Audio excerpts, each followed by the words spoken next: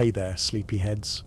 Tonight, we're not going to be rattling sabers or recounting battles. Nope. Tonight, we're taking a nice slow stroll back in time to the Middle Ages. And specifically, we're going to be drifting off into the wonderfully weird world of medieval holiday celebrations. Now, before your mind conjures up images of knights jousting and princesses waltzing, and honestly, feel free to let your imagination wander a little that way if it helps you relax. I want to set the stage, because when we think of holidays, especially this time of year, our brains are practically hardwired to picture, well now, we think of twinkling lights, perfectly wrapped presents, maybe a roaring fire, and that overwhelming sense of busyness. But medieval celebrations, they were different. Very different. For starters, they weren't as neatly packaged. Think less, Hallmark movie, and more, a glorious, messy, community-wide happening. Imagine a world before electricity, before mass-produced anything, really. Before, well, a lot of things. A world where the vast majority of people were tied to the land, their lives dictated by the seasons, by the rising and setting of the sun, and by the rhythms of the agricultural year. This is crucial for understanding their holidays. Their celebrations weren't just dates on a calendar, they were deeply intertwined with the realities of their daily lives. They were breathers, really. Little precious moments of not back-breaking labor. So before you get comfortable, take a moment to like the video and subscribe, but only if you genuinely enjoy what I do here, and let me know in the comments where you're tuning in from and what time it is for you. It's always fascinating to see who's joining us from around the world. Now dim the lights, maybe turn on a fan for that soft background hum, and let's ease into tonight's journey together. Life in the Middle Ages for most people was hard, really hard. Think long days of physical labor, limited food, disease lurking around every corner, and a general lack of everything we take for granted today. Clean water, a luxury. Consistent meals, a hope, not a guarantee. Reliable medical care, practically non-existent. So when a holiday rolled around, it meant something. It was a genuine break from the grind, a chance to release some pent-up energy, to connect with their community, and maybe, just maybe, to forget their troubles for a little while. And this is where the church comes in. Now, whether you're religious or not isn't really the point tonight. What is important is understanding the immense influence the church had on medieval life. It wasn't just a place of worship. It was the center of their world. It dictated the calendar. It shaped their morals. And it was the news source, the community hub, pretty much everything. Therefore, many of their holidays were, unsurprisingly, religious in origin. Think Christmas, Easter, various saints' days. These were all incredibly important. But, and this is a big but, even these religious holidays were often seasoned with a healthy dose of, let's call it pagan influence. See, Christianity wasn't exactly new when it spread throughout Europe. There were already existing traditions, rituals, and beliefs firmly rooted in the soil, and rather than trying to completely eradicate these, the church often, it adapted, it absorbed, it rebranded. So you might have a Christian feast day, but it also included elements of ancient harvest festivals, or winter solstice celebrations, or, all sorts of things. It's this fascinating blend of the sacred and the secular that makes medieval holidays so interesting. So to recap, we're talking about a world vastly different from our own. A world defined by the agricultural cycle, dominated by the church, and infused with a fascinating mix of Christian and pagan traditions. A world where holidays were genuinely special. A welcome break from the harsh realities of everyday life. Now, forget those images of perfectly orchestrated modern festivities. Instead, picture something a bit more rustic, a bit more boisterous, a bit more unpredictable. Think bonfires blazing, music echoing through the village, maybe a bit of drunken revelry, and a whole lot of community. And that, my friends, is the stage. That's the background. That's the foundation. from which we will now, very, very slowly, build our understanding of medieval holiday celebrations. Now, just breathe, let your mind drift back, and let's explore some of these fascinating festivities, one sleepy step at a time. All right, settle in everyone. Let's gently wade into the fascinating framework that governed life in the Middle Ages, the medieval calendar. Now forget those sleek minimalist calendars hanging on your wall. The medieval calendar wasn't just about marking off days, it was a rhythmic cycle, a tapestry woven with threads of agriculture, religion, and the sheer passage of time, marked not by precise seconds but by the turning of the seasons and the tolling of church bells. Think of it less as a precise instrument and more as a living, breathing organism, constantly reacting to the world around it. It wasn't standardized, mind you. Different regions, even different villages, might have their own local variations, their own unique ways of tracking the year, the feasts and the fasts. We are talking a pre-standardization existence, but there were some overarching themes, some common threads that held it all together. First and foremost, the medieval calendar was deeply rooted in the agricultural cycle. Life was overwhelmingly agrarian. Most people worked the land, their lives dictated by the rhythms of planting, growing, and harvesting. The calendar therefore became a guide for these essential tasks. Spring was a time of renewal, a time for ploughing and sowing. Important religious festivals often coincided with the start of the planting season, seeking divine favor for a bountiful harvest. Summer was a period of growth, of tending to the crops, and hoping for sunshine and rain in the right measure. Autumn, of course, was harvest time, a period of intense labor and celebration, a time to gather the fruits of their efforts and prepare for the coming winter. And winter was a time of relative rest, of repairing tools, tending to animals, and most importantly, conserving resources for the lean months ahead. These agricultural markers weren't just practical, they were also deeply symbolic. The cycle of death and rebirth, mirrored in the seasons, became a powerful metaphor for life itself, for the promise of renewal after hardship, for the enduring power of nature. Think of the seed buried in the ground, seemingly dead, only to sprout forth in the spring, a potent symbol of resurrection and hope. Now, interwoven with this agricultural framework was the profound influence of the church. In the Middle Ages, the church was not just a religious institution, it was a central pillar of society, shaping beliefs, values, and the very fabric of daily life. The church calendar, with its intricate network of feasts and fasts, provided a spiritual structure to the year, sanctifying time and reminding people of their relationship with God. The year was punctuated by major feasts, celebrating key events in the life of Christ, the Virgin Mary, and various saints. Christmas, of course, was a central celebration, but it wasn't just a single day. Oh no, it was an entire season, stretching from Advent, a period of preparation and anticipation, to Epiphany, marking the arrival of the Magi. Easter, celebrating the resurrection of Christ, was another pivotal feast, preceded by Lent, a period of penance and fasting, a time to reflect on one's sins and prepare for spiritual renewal.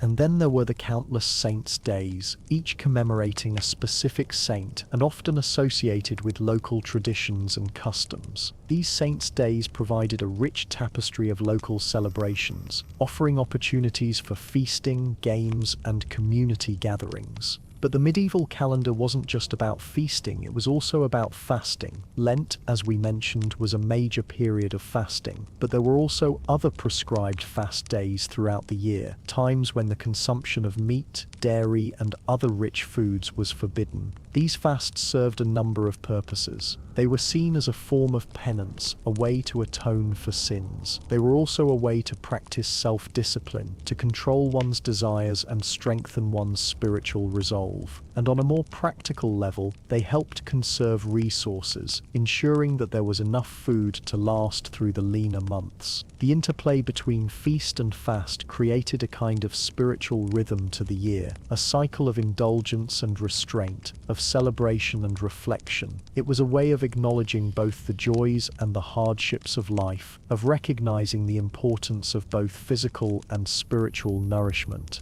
The feasts were a time to celebrate God's bounty and to share it with others. The fasts were a time to remember those less fortunate and to cultivate a spirit of humility and self-denial. So you see, the medieval calendar was far more than just a way of keeping track of time. It was a reflection of the interconnectedness of life in the Middle Ages, the way in which agriculture, religion, and community were all interwoven to create a rich and meaningful tapestry. It was a reminder of the enduring power of nature, the importance of spiritual reflection, and the value of human connection. It wasn't always precise, and it certainly wasn't standardized, but it provided a framework for life, a rhythm to the year, and a sense of belonging in a world that could often feel uncertain and chaotic. And that, my friends, is something worth remembering, something that can still resonate with us today, even in our fast-paced, technology-driven world. Alright, settle in, make sure you're comfy.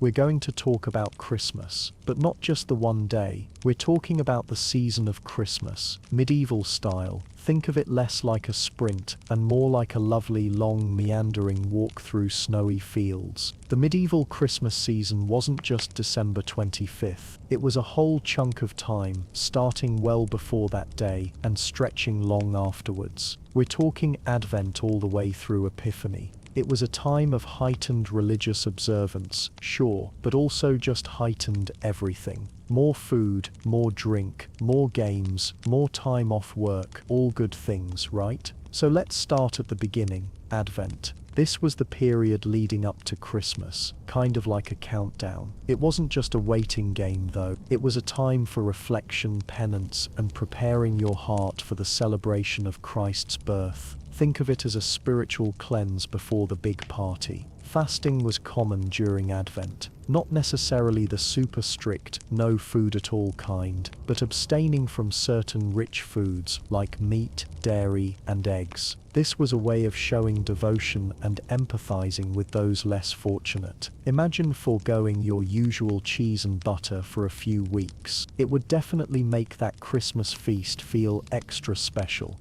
People also spent more time in prayer and attended church services more frequently. Churches would often hold special Advent services, sometimes featuring readings from the prophets who foretold the coming of the Messiah. These services were a chance to connect with your community and reflect on the spiritual meaning of the season. Now, life wasn't all solemn reflection during Advent. There was still room for some fun. People decorated their homes with greenery, like holly, ivy, and mistletoe. These plants were symbols of everlasting life and were believed to ward off evil spirits. Imagine your cozy little cottage adorned with sprigs of holly and berries. As Christmas Day got closer, the excitement really started to build. One popular tradition was the Advent candle, a large candle that was lit each day leading up to Christmas. Each day the candle would be burned a little further down, marking the passing of time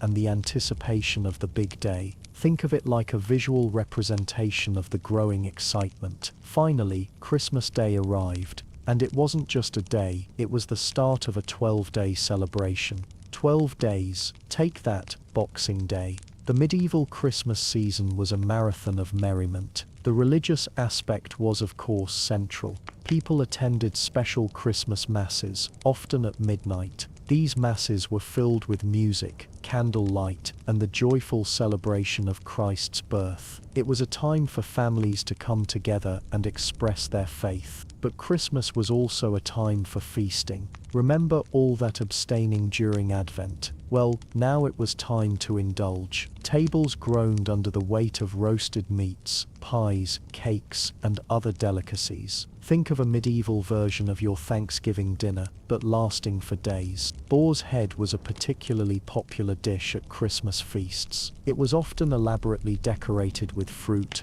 herbs, and flags, and carried into the hall with great fanfare. Imagine the spectacle of a giant boar's head being paraded through the room, a symbol of abundance and prosperity. And of course there was plenty to drink. Ale, wine, and cider flowed freely. Wassail, a spiced mulled wine, was a popular Christmas beverage. It was often served in a large bowl, and people would toast each other with shouts of wassail, which meant be well. Music played a big role in the Christmas celebrations. People sang carols, often accompanied by instruments like lutes, harps, and drums. Carols weren't always the same as the ones we sing today. Many were more like folk songs, telling stories about Christmas or celebrating the joys of the season.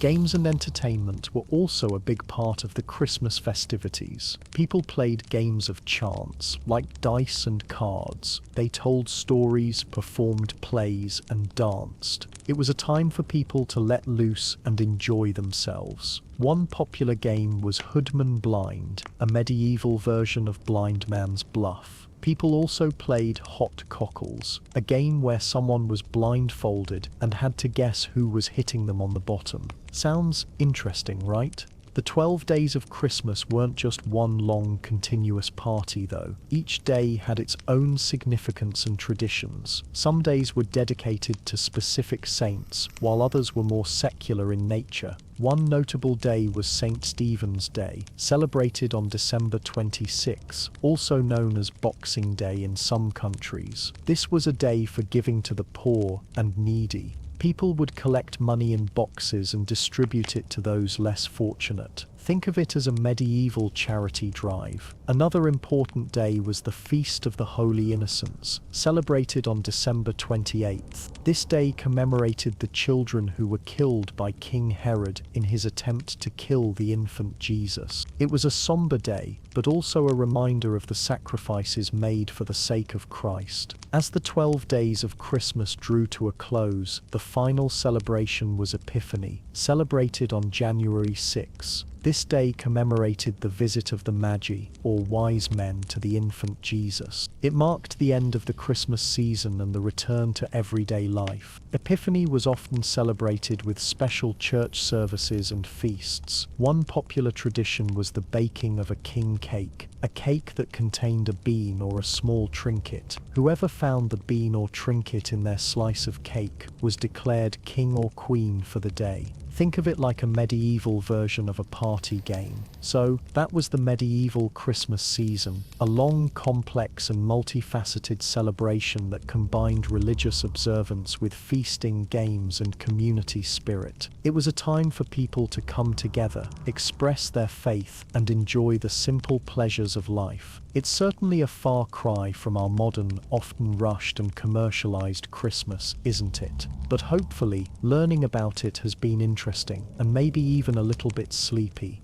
Alright, settle in friends, because we're about to drift back to the medieval period, a time when the echoes of old beliefs still resonated through the new Christian celebrations. Specifically, we're going to look at Yuletide and its solemn, borrowed traditions. You see, the Christmas we know today, with its twinkling lights and perfectly curated gift-giving, is vastly different from its medieval counterpart. And that Christmas? Well, it was quite different again from the winter celebrations that came before Christianity. A lot of what medieval people did around Christmas time had roots stretching way back into the pre-Christian pagan world. These weren't new ideas, but more like old favorites given a Christian makeover. Take Yule, for example. The term Yule, thought to derive from the Old Norse word Jul, refers to a pre-Christian winter festival celebrated by Germanic peoples. This was a time of feasting, drinking and general merriment, aimed at honoring the gods and warding off the darkness of winter. As Christianity spread, it didn't exactly eradicate these ingrained celebrations. Instead, it kind of layered over them. A bit like putting a new coat of paint on an old house. You see the new paint, but you know what's underneath is still there. One of the most enduring symbols of Yule, adopted into Christmas celebrations, is the Yule log. Originally, this wasn't just any old piece of wood. It was a carefully selected tree, often an oak, brought into the home with ceremony and fanfare. The lighting of the log was a ritual act, accompanied by prayers or chants, meant to honor the gods, particularly the Norse god Odin, and to bring luck and prosperity for the coming year. The type of wood mattered too. Oak was linked to strength and protection. You'd decorate it, drag it inside with your neighbors, a real community event, and then set it ablaze. It could burn for days. Now in the medieval period, the Yule log took on a Christian significance. It came to symbolize the light of Christ entering the world, dispelling the darkness of sin. The log would be blessed before being lit, and prayers would be said as it burned.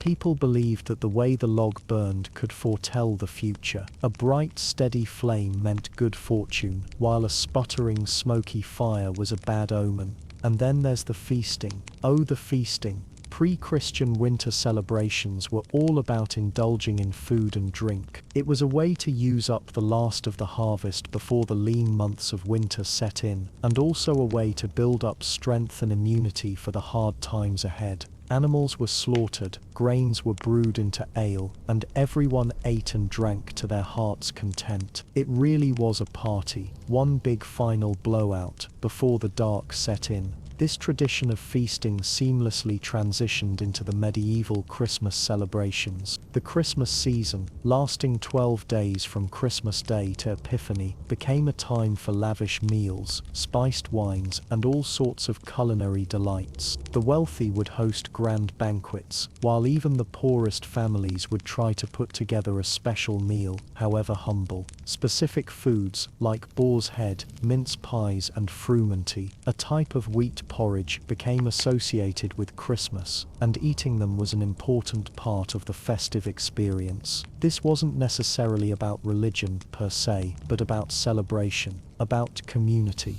and about eating really, really well. But let's not forget the beverages. Oh no, forget your eggnog, we're talking wassail. Wassailing again had its roots in pre-Christian traditions. The word wassail comes from the Old English wassail, meaning be in good health. It was a toast, a greeting exchange during the winter months. The practice of wassailing involved going from house to house, offering a drink, usually a spiced cider or ale, from a wassail bowl in exchange for gifts or good wishes. Think of it as a very early form of Christmas caroling meets trick-or-treating, but with more alcohol and less candy. In the medieval period, wassailing took on different forms. There was house wassailing, where groups of people would visit homes, singing and offering their wassail bowl. And there was orchard wassailing, where people would go to apple orchards, singing to the trees and pouring wassail on their roots to ensure a good harvest the following year.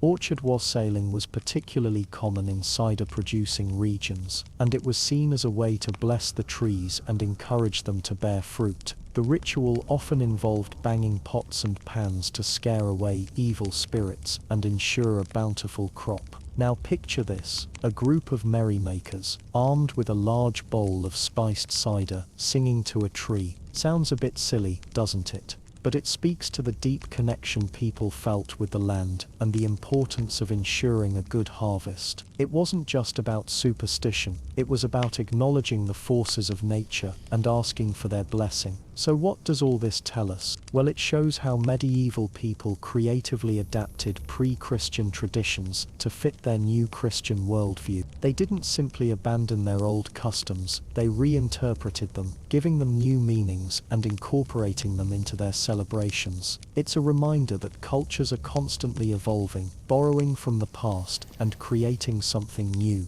And it's a fascinating glimpse into the minds of medieval people who lived in a world where the boundaries between the old and the new, the pagan and the Christian, were often blurred. So next time you're enjoying a Christmas feast, sipping on some spiced cider, or watching a Yule log burn, remember the long and winding road these traditions have traveled. They're more than just pretty decorations or tasty treats. They're echoes of a past that continues to resonate in our present. And with that, perhaps it's time for us to start our feasting, in preparation for a cozy, restful night. Alright, settle in, because we're about to get a little unruly. We're heading into one of the strangest, most chaotic, and frankly funniest holidays of the medieval period, the Feast of Fools. Now you might be thinking, a feast celebrating fools, what's that all about? Well, grab your imaginary jester's hat, because this is a wild ride. Imagine a holiday where everything you thought you knew about social order got turned completely upside down. that's the Feast of Fools in a nutshell. Its origins are a little murky, like trying to see the bottom of a well at midnight, but most historians trace it back to a combination of things. First, there were the ancient Roman Saturnalia, a winter festival dedicated to the god Saturn, where slaves were temporarily given freedom and masters served them. Think of it as a controlled burst of social release. Then layer on top of that the medieval tradition of the boy bishop, where a young choir boy was elected as a mock bishop for a day, mimicking the real bishop's duties and generally causing harmless mischief. It was a way for the lower clergy to let off steam, a bit of playful role reversal if you will. And finally, sprinkle in the general rebellious spirit that seems to bubble up in every society from time to time, especially around the holidays. People just needed a break from the rigid social structures and religious expectations of the time. So, what did the Feast of Fools actually look like? Picture this: cathedrals, normally places of solemn reverence, transformed into scenes of absolute pandemonium. Lower clergy members, often deacons and subdeacons, would take over the services. They would dress up in ridiculous costumes. Think animal masks, women's clothing worn by men, and generally anything that would mock the higher clergy. And the singing, oh dear. Instead of Gregorian chants, they'd belt out bawdy songs, often filled with satirical lyrics about the church and its leaders. They'd dance in the aisles, play dice on the altar, and even burn old shoes as incense. Imagine that smell wafting through a cathedral. Not exactly your Sunday morning service. One of the key features of the Feast of Fools was the election of a Lord of Misrule, or an Abbot of Unreason, or sometimes even a Pope of Fools. This person, usually a lower-ranking cleric, would lead the festivities, orchestrating the chaos and generally encouraging the irreverence. They would often parade through the town, collecting money, staging mock ceremonies, and generally making a spectacle of themselves and the church. Now, you might be thinking, surely the church authorities didn't approve of all this. And you'd be right. There's plenty of evidence that the higher clergy were deeply uncomfortable with the Feast of Fools. They saw it as sacrilegious, disruptive, and a threat to their authority. But here's the thing, it was incredibly popular. The Feast of Fools provided a release valve for social tensions. It allowed people to vent their frustrations, mock authority, and generally blow off steam in a way that was, for the most part, harmless. It was a bit like a pressure cooker. Release the steam, and the whole thing doesn't explode.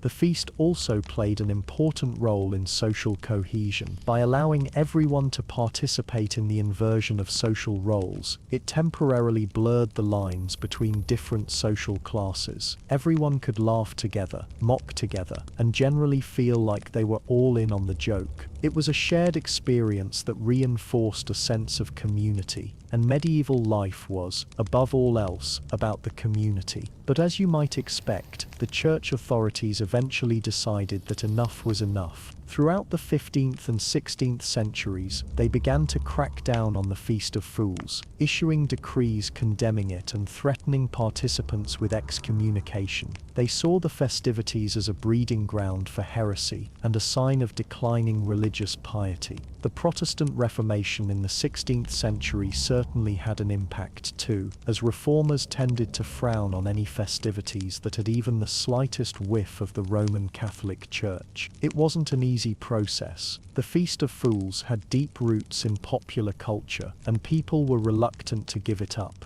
But gradually, over time, the church authorities succeeded in suppressing it. By the 17th century, it had largely disappeared, replaced by more controlled and sanitized forms of celebration. So the Feast of Fools may be gone, but its legacy lives on. It reminds us that even in the most rigidly structured societies, there's always a need for a little bit of chaos, a little bit of irreverence, and a little bit of good old-fashioned fun. It shows us that sometimes the best way to deal with social tensions is to laugh at them, and it serves as a reminder that even the most powerful institutions can be challenged, mocked, and even temporarily overthrown, if only in jest. Think of it as medieval spring break, only with more religious satire and significantly worse hygiene. pleasant dreams. Alright, let's settle in and take a deeper look at the 12 days of Christmas, shall we? It's easy to think of them as just some carol fodder, a little blip between Christmas Day and New Year's, but in the medieval period, these 12 days were a whole season unto themselves, each one carrying its own special weight and traditions. Think of it like this: Christmas Day was the opening act, and the next 12 days, they were the headliner.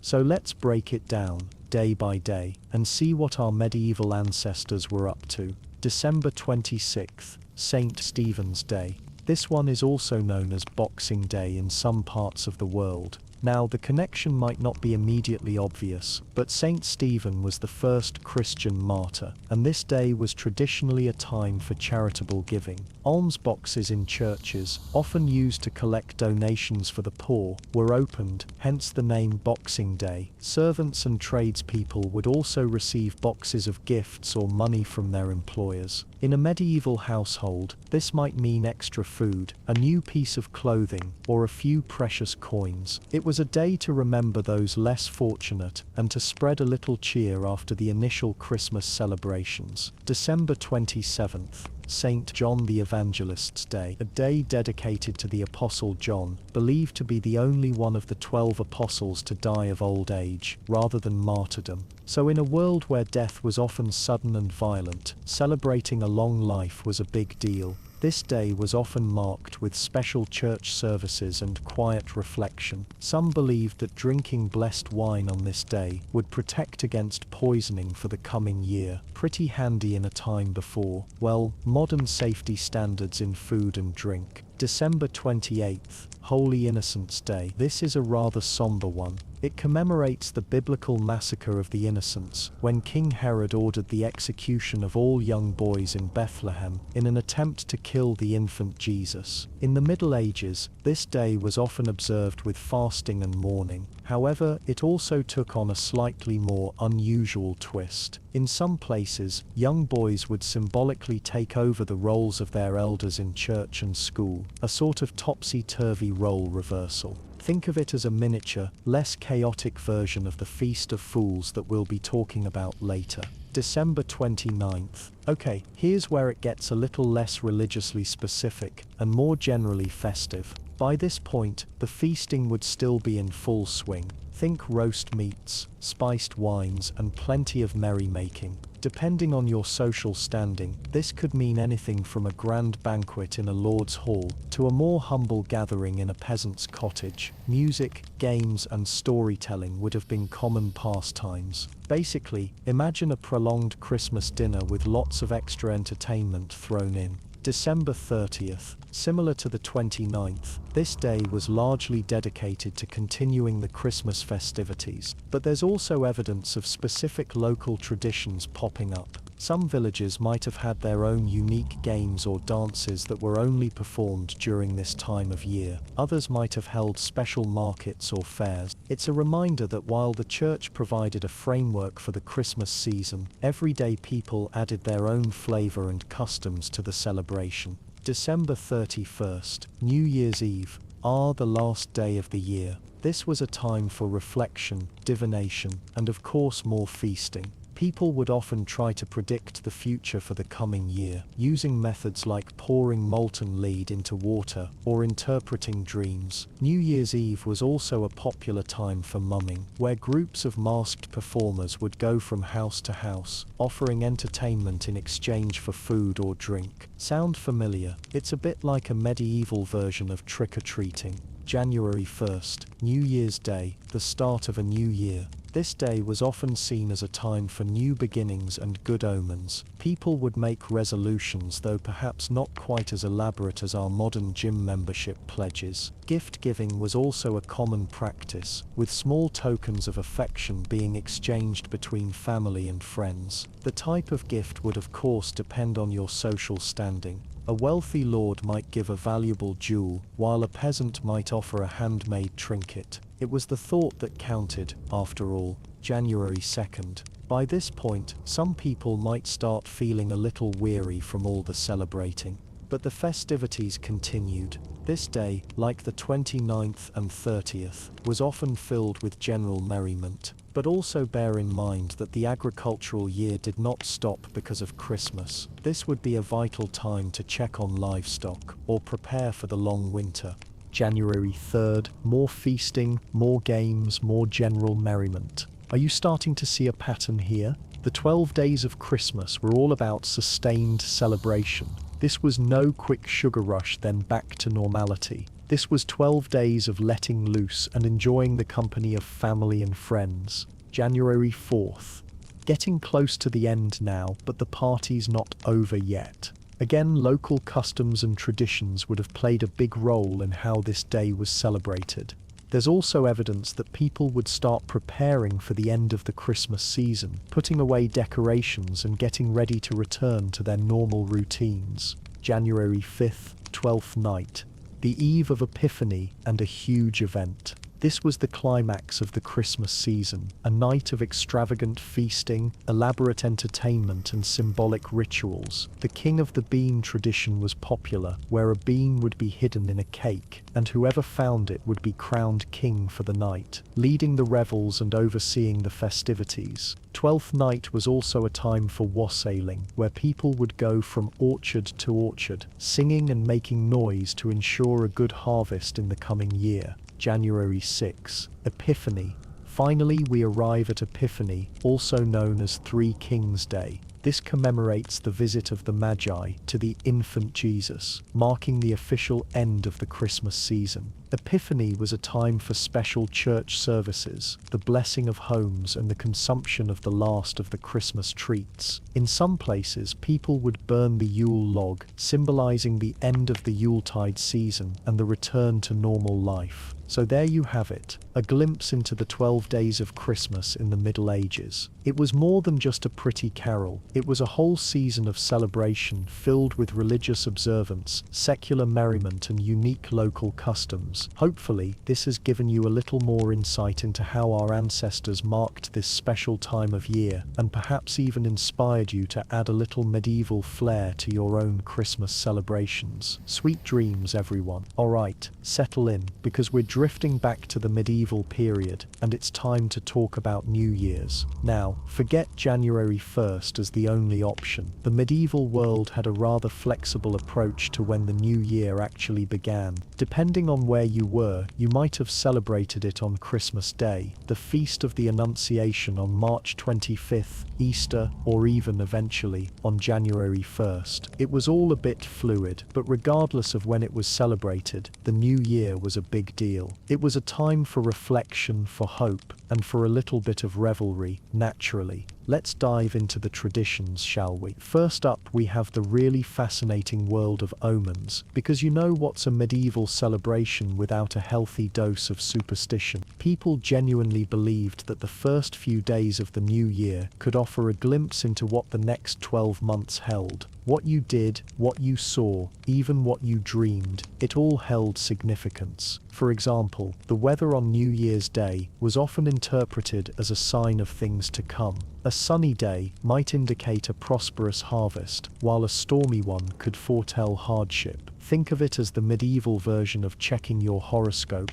only with a lot more at stake. Divination was also popular. Things like pouring molten lead into water and interpreting the shapes it formed, or using elaborate methods of reading tea leaves from the bottom of the cup were pretty common. These weren't casual games, mind you. People really believed that these practices could reveal important information about their future. They thought it was real, you know, a peek behind the curtain. Dreams were particularly important. People paid close attention to their dreams during the New Year period, believing them to be messages from the divine, or perhaps warnings of impending doom. Imagine the pressure of trying to remember every detail of your dream the moment you wake up. Oh no, what did that three-legged horse mean? The intensity. Then we have the charming tradition of resolutions. Now, making promises for the new year isn't exactly a modern invention. Medieval folks also used the new year as a time to reflect on their lives and make commitments to improve themselves in the coming year. These resolutions weren't always about losing weight or learning a new language though. More often, they focused on religious devotion, like promising to attend church more regularly, to give more generously to the poor,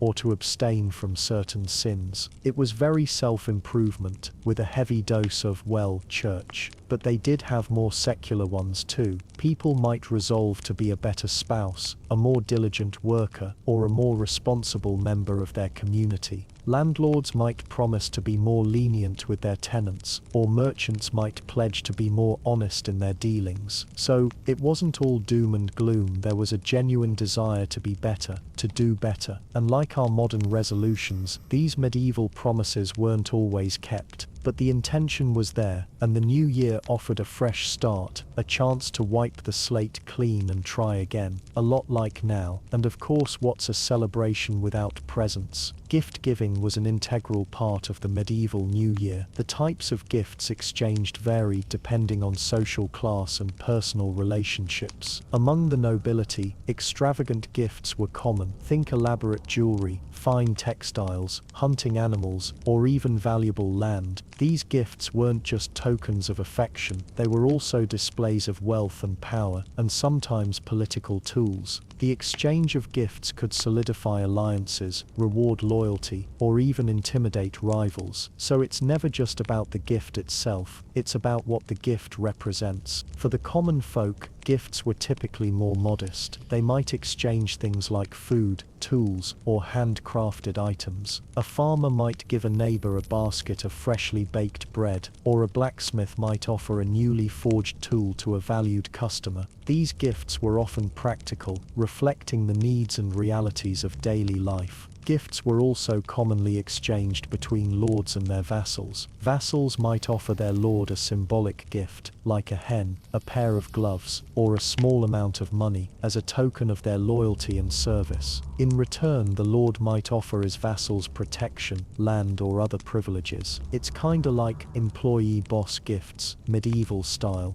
The church also played a role in New Year's gift giving. Priests might receive small gifts from their parishioners, and monasteries might distribute alms to the poor. These acts of charity were seen as particularly important during the new year, as a way of starting the year off on the right foot, giving and getting good karma. One interesting tradition was the giving of New Year's tokens. These were small, often symbolic gifts that were meant to bring good luck in the coming year. They might include things like sprigs of evergreen, which symbolized everlasting life, or coins, which represented wealth and prosperity. So you see, the medieval New Year was a complex and fascinating affair. It was a time for omens and divination, for resolutions and promises, and for the exchange of gifts, both extravagant and humble. And what all this reveals is a deep-seated human desire for hope, for renewal, and for a little bit of good fortune, as the wheel of the year turns once again. And now, maybe a little nap. You've earned it. Alright, settle in, friend. Let's dim the lights a little lower and talk about Candlemas. It's a holiday you might not hear much about these days, but back in the medieval period, it was a pretty big deal, a real signpost on the long road through winter. Candlemas falls on February 2nd, exactly 40 days after Christmas. And that 40 days is key, because it ties directly into the religious significance of the holiday. See, in Jewish law, a mother was considered ritually impure for a certain period after giving birth. For a male child, this period was 40 days. So Candlemas in the Christian tradition commemorates the purification of the Virgin Mary. It marks the day she went to the temple in Jerusalem to be purified, following the birth of Jesus. And while she was there, the Bible tells us about Simeon and Anna, two elderly people who recognized Jesus as the Messiah. Simeon, in particular, held the baby Jesus in his arms and proclaimed him a light to lighten the Gentiles and the glory of thy people Israel. Powerful stuff, right? So the religious aspect is pretty clear: purification, recognition of Christ, and this really important theme of light. But why Candlemas specifically? Well, that's where the candles come in. On this day, people would bring candles to church to be blessed. These weren't just any candles, mind you. They were often made from beeswax, considered a symbol of purity. And the blessing, it was a big deal, a solemn ritual invoking God's protection and guidance. These blessed candles were then taken home and used throughout the year, especially during times of trouble. A storm brewing? Light a Candlemas candle. someone fell ill, light a Candlemas candle. Basically, they were seen as a tangible connection to divine power, a source of comfort and hope in a world that could feel pretty unpredictable, and let's face it, pretty scary sometimes. But Candlemas wasn't just a religious observance. Like many medieval holidays, it was deeply intertwined with the rhythms of agricultural life. Think about it. February 2nd, midwinter. You're probably running low on stored food, firewood, patience. Winter has been dragging on forever, and you're desperate for a sign that it won't last forever. Candlemas offered that sign. It was a turning point, a symbolic end to the darkest part of the year, and a promise of spring to come. The days are slowly getting longer. You might even spot the first brave snowdrops poking their heads through the frozen ground. Hope starts to blossom, just like those tiny flowers. And that's where the weather lore comes in. You've probably heard the Groundhog Day connection, right? Well, that's a direct descendant of medieval Candlemas traditions. Various rhymes and proverbs circulated, all trying to predict the length of winter based on the weather on Candlemas Day. One of the more common ones went something like this: if Candlemas Day be fair and bright, winter will have another flight. But if Candlemas Day be clouds and rain, winter is gone and will not come again. Basically, a sunny Candlemas meant more winter was on the way. A cloudy or rainy one meant the worst was over. It seems counterintuitive, doesn't it? You'd think people would want sunshine, but sunshine on Candlemas apparently wasn't a good omen. It was believed to mean that the hedgehog, or bear, or whatever hibernating animal your region favored, would come out of its den, see its shadow, and scurry back inside for another 6 weeks of sleep. And of course that 6 weeks would be 6 weeks of winter. These weather predictions weren't just idle speculation though, they had real practical implications. Farmers would use them to gauge when to start preparing their fields for planting. If Candlemas was cloudy, they might get started a little earlier. If it was sunny, they knew they had more time to wait. It was all about working in harmony with nature, observing its signs, and making the best decisions you could based on the limited information you had. Now, Candlemas also marked the end of the Christmas season.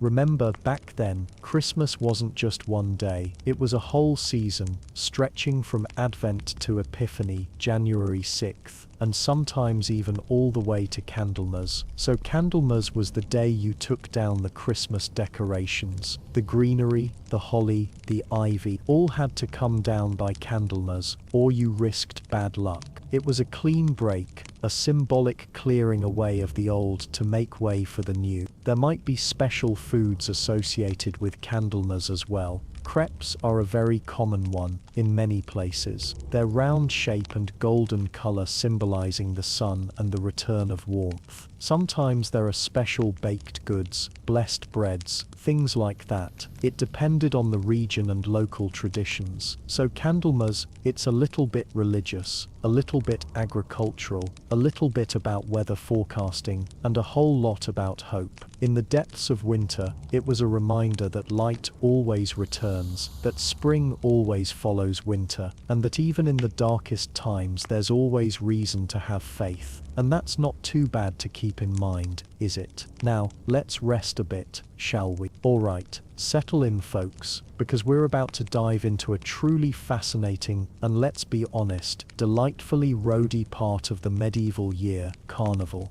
Think of it as the ultimate last hurrah before things get, well, a bit more serious. We're talking about a pre-Lenten farewell to indulgence. Now, you might be picturing modern-day Mardi Gras with beads and boisterous crowds, and you wouldn't be entirely wrong. The roots are the same, snaking their way back through the medieval period, and even further into the mists of pre-Christian celebrations. The word carnival itself gives us a clue. It's believed to derive from the Latin carnivale, which literally translates to farewell to meat. See, Lent, the 40-day period of fasting and penitence leading up to Easter, was a big deal back then. Meat, along with other rich foods like eggs, dairy, and fats, were strictly off-limits. So naturally, people wanted to clear out the pantry, shall we say, with one last glorious blowout. But it was much more than just eating everything in sight. Carnival was a temporary inversion of the social order, a brief period where the usual rules and hierarchies were suspended. Think of it like a pressure release valve on medieval society. For a few precious days, peasants could poke fun at nobles, men could dress as women and vice versa, and generally everyone could let loose a little, or a lot. Masking played a huge role in this. Imagine bustling streets filled with people in all sorts of disguises. Masks provided anonymity, allowing individuals to shed their everyday identities and embrace a different persona. A humble farmer could become a king for a day, a shy maiden could become a flirtatious rogue, and so on.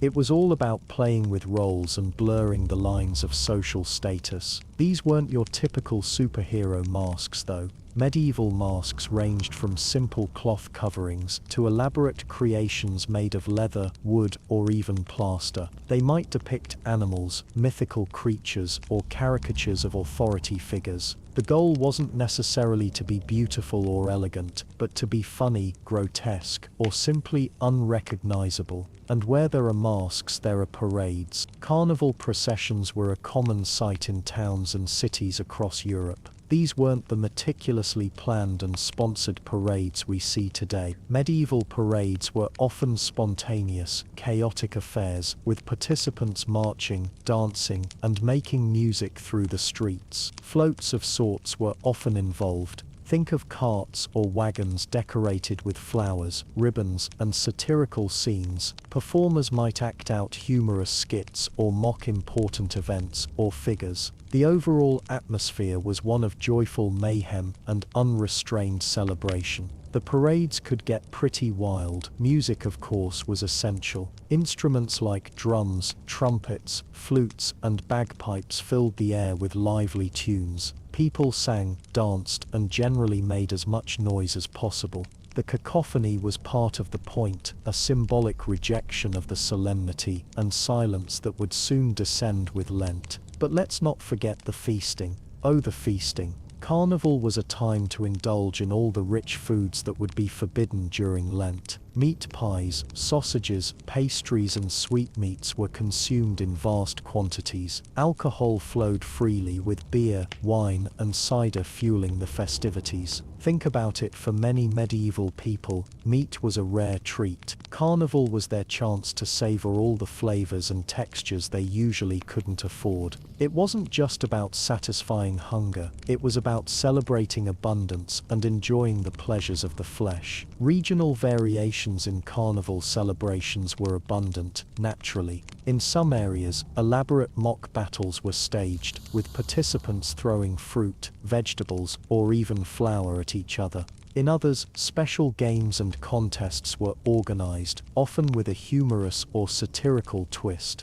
One particularly interesting tradition involved the symbolic king or queen of Carnival. This figure, often chosen by lot or through some other form of selection, would reign over the festivities, presiding over the parades and celebrations. But this reign was temporary. At the end of Carnival, the king or queen would often be symbolically dethroned or even executed, representing the end of the period of indulgence and the return to order. And that brings us to the symbolic burning of effigies. This was a common practice in many regions, and it's a fascinating one. An effigy, usually a straw-filled figure representing Carnival itself, or some disliked figure, would be paraded through the streets and then burned in a public bonfire. This burning served several purposes. It was a symbolic cleansing, a way to rid the community of the excesses and sins of Carnival. It was also a reminder of the transience of worldly pleasures. And, let's be honest, it was a good excuse for a dramatic spectacle. Imagine the flames leaping into the night sky, the cheers of the crowd, and the feeling that a chapter was closing. So as Carnival drew to a close, people would prepare themselves, both physically and mentally, for Lent. The excesses of the past few days would give way to a period of fasting, prayer, and reflection. It was a time to examine one's conscience, make amends for past misdeeds, and prepare for the spiritual journey of Lent, culminating in the celebration of Easter. Carnival, then, wasn't just a party. It was an integral part of the medieval calendar, a necessary release before a period of abstinence and reflection. It was a time for communities to come together, celebrate life, and prepare for the challenges ahead. And let's be honest, it sounds like it was a lot of fun. A bit chaotic maybe, but definitely memorable. Alright, settle in a bit more, because we're about to talk about Shrovetide. You might not recognize the name, but you definitely know some of its traditions. Shrovetide, in the simplest terms, is the period of feasting and merriment immediately before Lent begins. Think of it as a final hurrah before a time of more somber reflection and self-denial. Now, to understand Shrovetide, you really need to understand Lent. Lent, of course, is the 40-day period leading up to Easter, and in medieval times, it was taken very seriously. It was a time for penance, fasting, and abstinence. No meat, no eggs, no dairy. Basically, any rich or pleasurable food was off limits. We're talking a pretty drastic change in diet, especially if you were used to a hearty medieval spread. So Shrovetide became a kind of release valve, a chance to use up all those forbidden foods before they went bad, and to indulge in a bit of revelry before the Lenten restrictions kicked in. The word shrove itself comes from the Old English word shrive, which means to confess your sins and receive absolution. And that's a really important part of Shrovetide, maybe the most important part. It wasn't just about stuffing your face with pancakes. It was a time for spiritual preparation too. People would go to confession, seeking forgiveness for their wrongdoings, getting a clean slate before embarking on the more pious season of Lent. It was a chance to start fresh, to address any spiritual debts before entering a period of self-reflection. So it wasn't just about the pancakes, even though the pancakes are what we remember the most. But let's get back to those forbidden foods. Remember, medieval people were incredibly practical. They weren't about to just throw away perfectly good butter, eggs, and milk. And that, my friends, is where the pancakes come in. Pancakes, in their simplest form, are a delicious way to use up those ingredients. Flour, eggs, milk, maybe a little bit of spice. It's the perfect vehicle for a pre-Lenten feast. Different regions, of course, had their own variations. Some added apples or other fruit. Some made them thin and crepe-like, others thick and fluffy. But the underlying principle was the same: use up the rich foods before Lent. And it wasn't just pancakes, mind you. All sorts of rich dishes were consumed during Shrovetide. Fritters, donuts, meat pies, anything that was considered a luxury was fair game. It was a time to enjoy the finer things in life, knowing that they would soon be off limits. A final, indulgent embrace before the Lenten fast. Now, alongside the feasting, there was often a lot of, well, fun. Shrovetide was a time for games, sports, and general merriment. Think of it as a mini carnival, a chance to let loose and enjoy life before the more serious mood of Lent set in. One popular activity was football. Now, medieval football wasn't exactly the organized sport we know today. It was more like a giant chaotic free-for-all, with entire villages competing against each other. The goals could be miles apart, and the rules were, well, let's just say they were flexible. It was a rough, often violent affair, but it was also a huge amount of fun, a chance to release pent-up energy and community spirit. Another common tradition was cockfighting, which admittedly is a bit less palatable to modern sensibilities. But it was a popular form of entertainment in medieval times, a chance to gamble and witness a spectacle of animal aggression. We've evolved a little since then, thankfully. There was also masking and mumming. People would dress up in costumes, often grotesque or comical, and go from house to house, performing short plays or songs in exchange for food and drink. It was a chance to invert the social order, to mock authority, and to generally let loose and have some fun. Shrovetide celebrations often varied from region to region, but the underlying themes remained consistent: confession, indulgence, and preparation. It was a time for spiritual cleansing, for enjoying the pleasures of life, and for getting ready for the more somber season of Lent. So when you think of Shrovetide, don't just think of pancakes. Think of the whole picture: the confession, the feasting, the games, the masking, the anticipation. It was a complex and multifaceted celebration, a time for both spiritual reflection and earthly indulgence, a bridge between the everyday world and the more sacred season of Lent. And actually think about how it's related to Mardi Gras and Carnival traditions. Those are the direct descendants of Shrovetide. While we think of Mardi Gras as maybe a giant party, it was created for the same reasons: to enjoy all the pleasures that one would soon be giving up. Different names, different costumes, different levels of parades, but the same undercurrent in each: confession, indulgence, and then reflection. As Lent approached, the mood would gradually shift. The feasting and merriment would subside, replaced by a more somber and reflective atmosphere.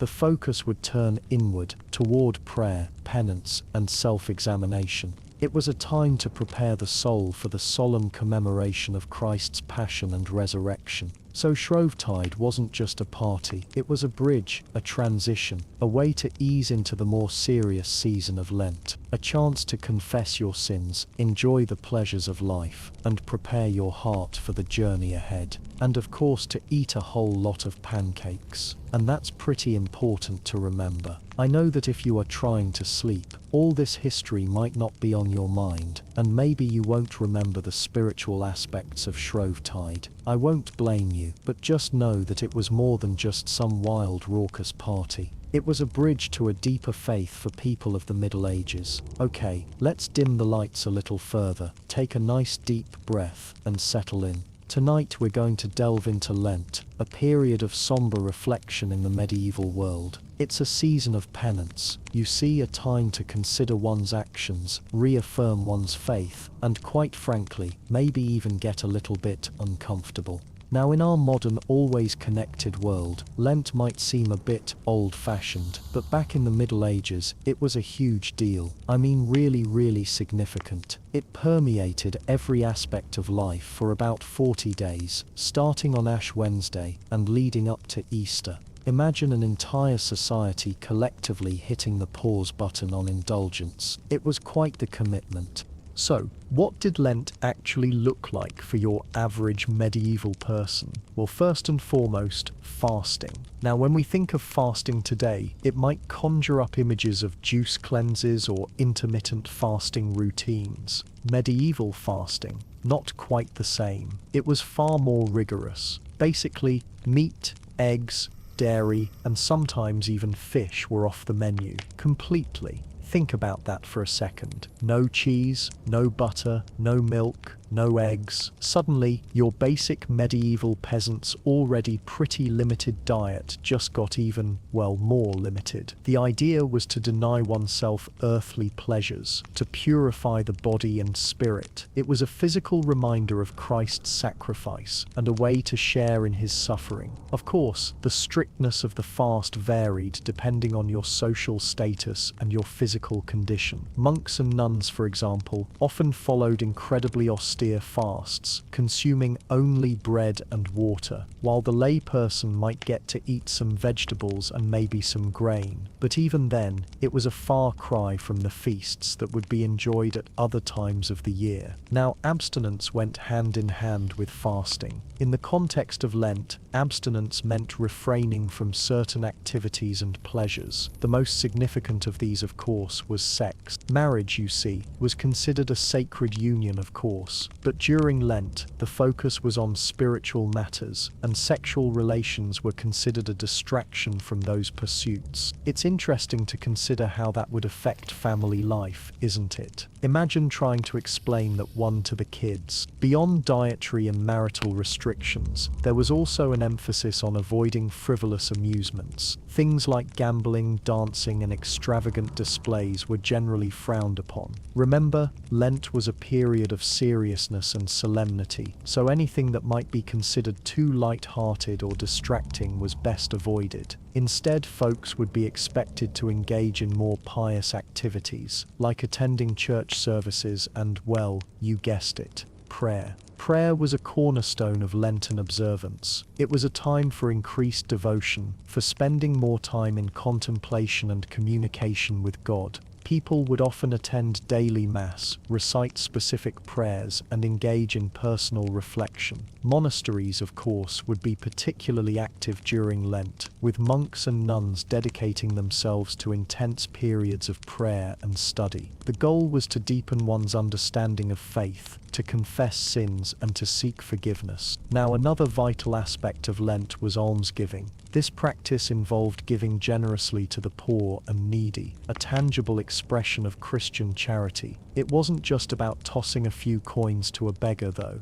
Almsgiving was seen as a fundamental duty, a way to share one's blessings with those less fortunate. People would often donate food, clothing, or money to the poor, or support charitable institutions like hospitals and orphanages. It was considered a way to atone for sins, to show compassion, and to contribute to the well-being of the community. It also served as a powerful reminder that Lent wasn't just about personal sacrifice, it was about caring for others too. After all, you see, penance wasn't just about personal hardship, but about acting justly toward others. Lent, therefore, in the Middle Ages was very much a multifaceted experience. It wasn't just about giving up certain things, it was about actively engaging in spiritual practices and acts of charity. It was a time to reflect on one's life, to confess sins, to seek forgiveness, and to make amends. It was a period of intense self-examination and a renewed commitment to Christian principles. And of course, it was all leading up to the grand finale, Easter.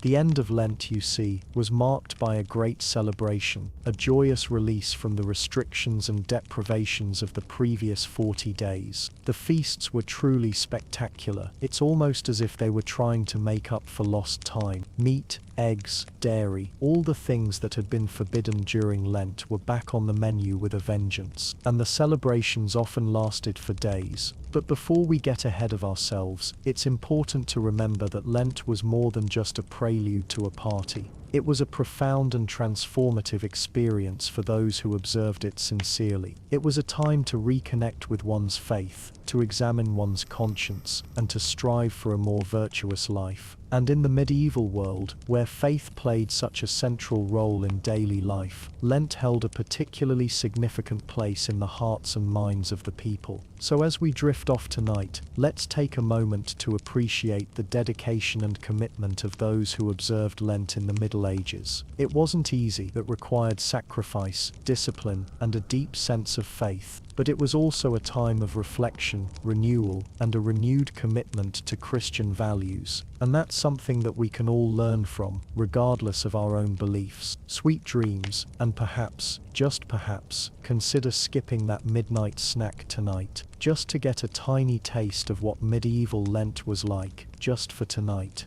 Alright, settle in friends, let's gently drift back in time to Palm Sunday in the Middle Ages. Imagine the scene, it's a welcome break from the dreary weeks of Lent. People are starting to feel that spring might be around the corner.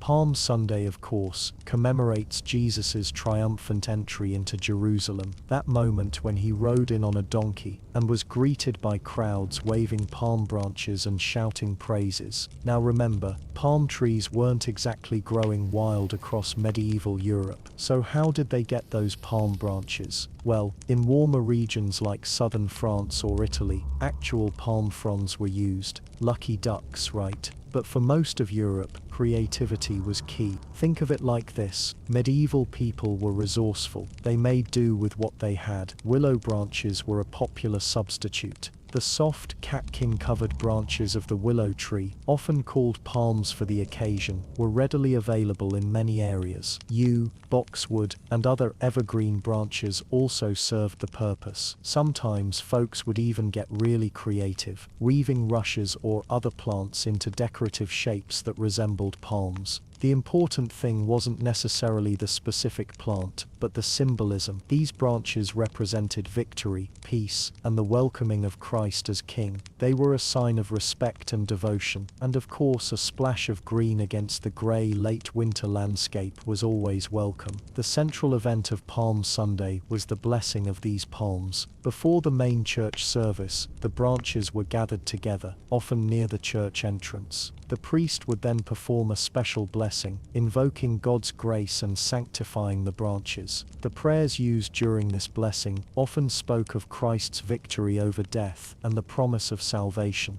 There'd be incense swinging, the priest chanting in Latin, a sensory experience, even if you didn't understand every word. After the blessing, the procession began. This was a big deal. It wasn't just a quick walk around the church. This was a procession. The entire community would participate, marching through the streets or around the churchyard, singing hymns and carrying their blessed palms. Imagine the scene: banners flying, the bright colors of vestments against the muted tones of everyday clothing. The air filled with the scent of incense and the sound of voices raised in song. Children, often dressed in their finest clothes, would wave their branches enthusiastically. Older folks would walk with a more measured pace, their faces etched with devotion. The procession was more than just a symbolic act. It was a public declaration of faith. It was a way for the community to come together and express their shared belief. It was a reenactment of Christ's entry into Jerusalem, bringing that sacred event into their own time and place. It mirrored the joyful welcome Christ had received. Sometimes the procession would follow a specific route, perhaps stopping at designated points for prayers or readings. In some towns, the procession would even visit the local monastery or other important religious sites. The length and complexity of the procession varied, depending on the size and traditions of the community. After the procession, the blessed palms were taken inside the church for the main service. They might be placed on the altar, used to decorate statues, or held by the congregation during certain parts of the service. These palms were considered sacred objects, imbued with divine grace. But what happened after Palm Sunday? Well, the blessed palms weren't just tossed in the trash, certainly not. They were treated with reverence. Many people took their palms home and placed them in prominent places, like above doorways, near windows, or by religious images. It was believed that these palms offered protection against evil spirits, storms, and other misfortunes. Think of them as spiritual weather vanes and protectors. Some people even tucked small pieces of palm into their clothing or kept them in their pockets as a personal amulet. The palms served as a constant reminder of their faith and a source of comfort in times of trouble. But, being organic material, these palms would eventually dry out and wither. What then? The most common practice was to burn the old palms, and importantly, the ashes from these burned palms were saved. These ashes were then used the following year on Ash Wednesday, marking the foreheads of the faithful with the sign of the cross as a symbol of repentance and mortality. It's a beautiful full circle, isn't it? From welcoming Christ to remembering our own mortality. So, those Palm Sunday branches weren't just decorations, they were a tangible link to faith, a symbol of community, and a reminder of the cyclical nature of life, death, and resurrection. They connected people to Christ's story and to each other. And isn't it just lovely to think about a whole community, walking together, sharing their faith, and carrying those blessed branches on what must have been one of the first lovely spring-like days? Now, let's just snuggle in a bit more and get ready for the next part of our journey through medieval holidays, where we'll be looking at the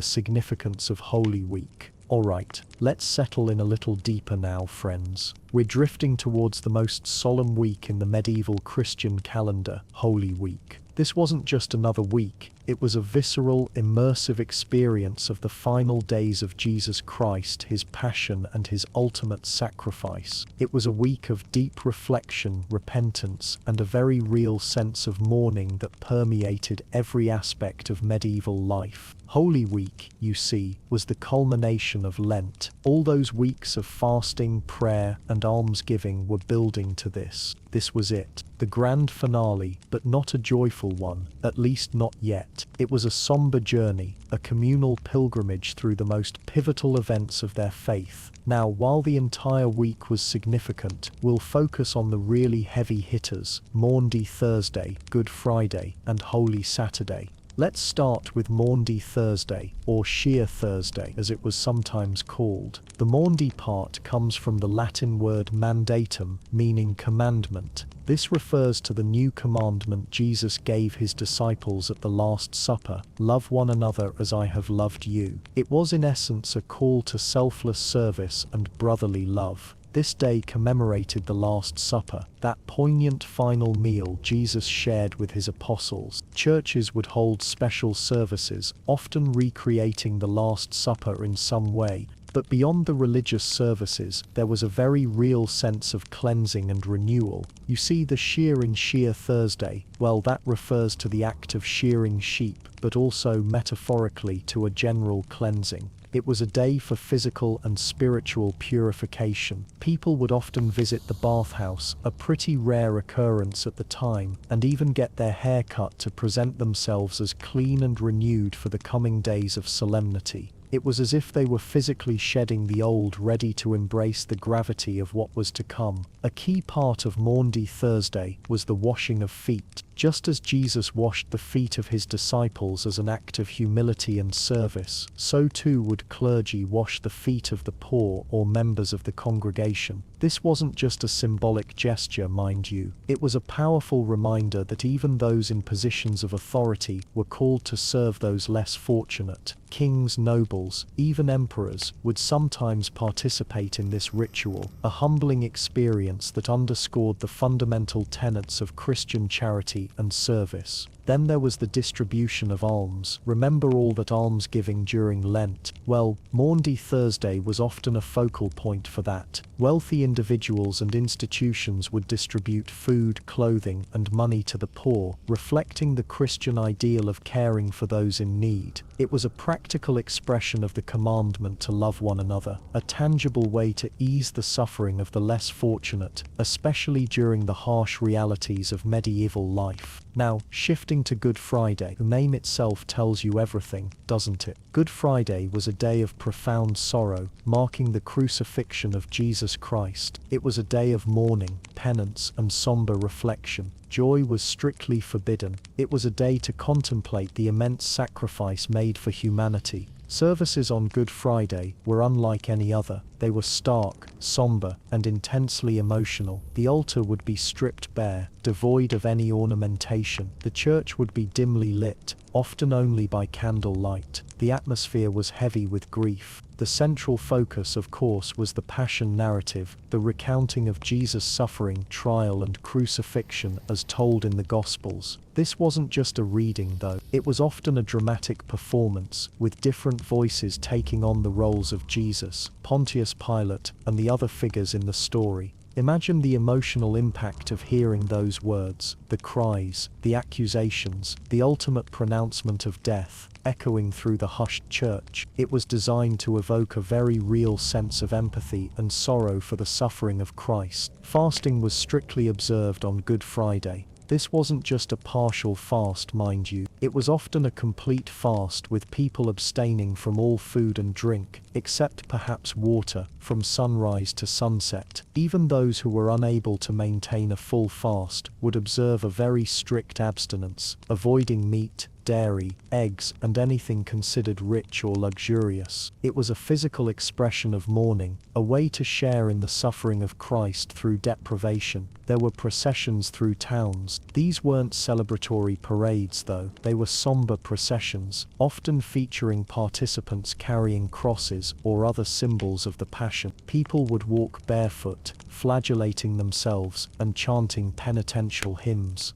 The aim was to outwardly demonstrate their sorrow and repentance, a public display of their participation in the collective mourning for the death of Christ. Also, mystery plays depicting the crucifixion would be staged in towns or churches. These weren't just simple performances though, they were elaborate productions involving large casts, detailed costumes, and dramatic special effects. The aim was to bring the biblical story to life, to make it vivid and accessible to the largely illiterate population. These plays were incredibly powerful and impactful, reinforcing the emotional intensity of the day. Finally, Holy Saturday, a day of quiet anticipation. The somber mood of Good Friday lingered, but there was also a sense of hopeful expectation. The day marked the time Jesus spent in the tomb before the resurrection. It was a day of reflection, preparation, and quiet vigil. It was still a day of fasting and abstinence, though perhaps not as strictly observed as Good Friday. The focus was on prayer and contemplation, preparing for the joyous celebration of Easter.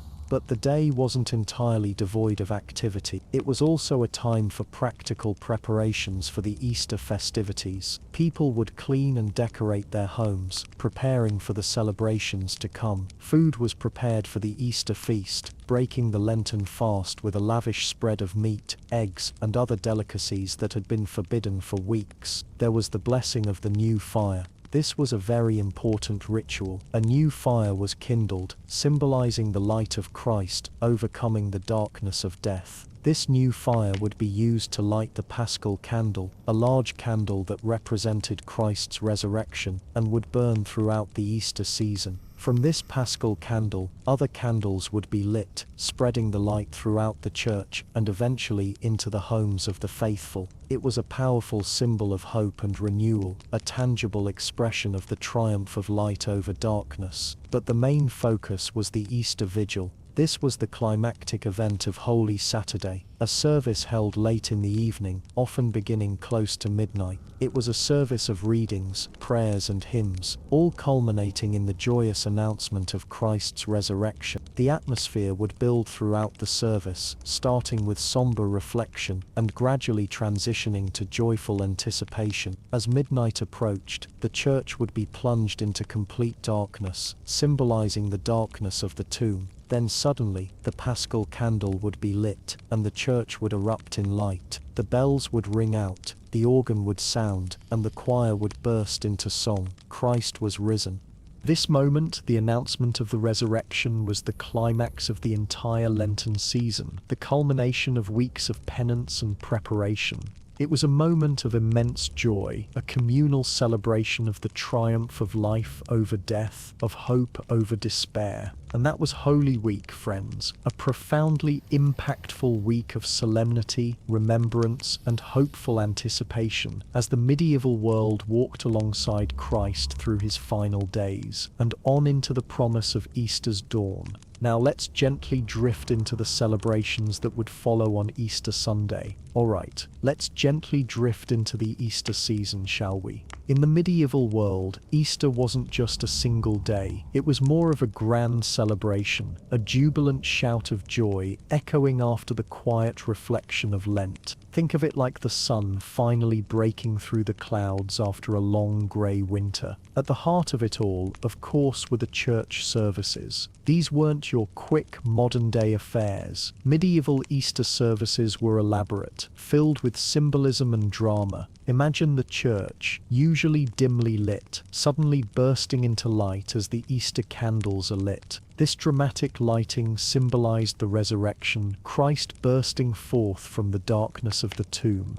The bells, silent throughout Lent, would ring out with unrestrained glee. Can you almost hear their sound filling the spring air? The service itself would be a mix of solemn readings, Gregorian chants, and possibly even some theatrical elements. One popular tradition was the quem quaeritis trope, a short dramatic dialogue where angels ask the Marys, "Whom do you seek?" at the tomb. It's like a mini play woven right into the service. So intriguing. But Easter wasn't just about the somber reflection, it was a feast. Oh, the feasting. After weeks of Lenten abstinence, the restrictions were lifted, and people indulged with gusto. Meat, eggs, dairy, all the things that had been forbidden were back on the table. Imagine the aromas filling the air: roasted meats, freshly baked bread, and rich, creamy cheeses. For the wealthy, this meant lavish banquets with multiple courses, featuring delicacies like roasted peacock or swan. For the peasants, it was more humble, but still a welcome break from their usual fare.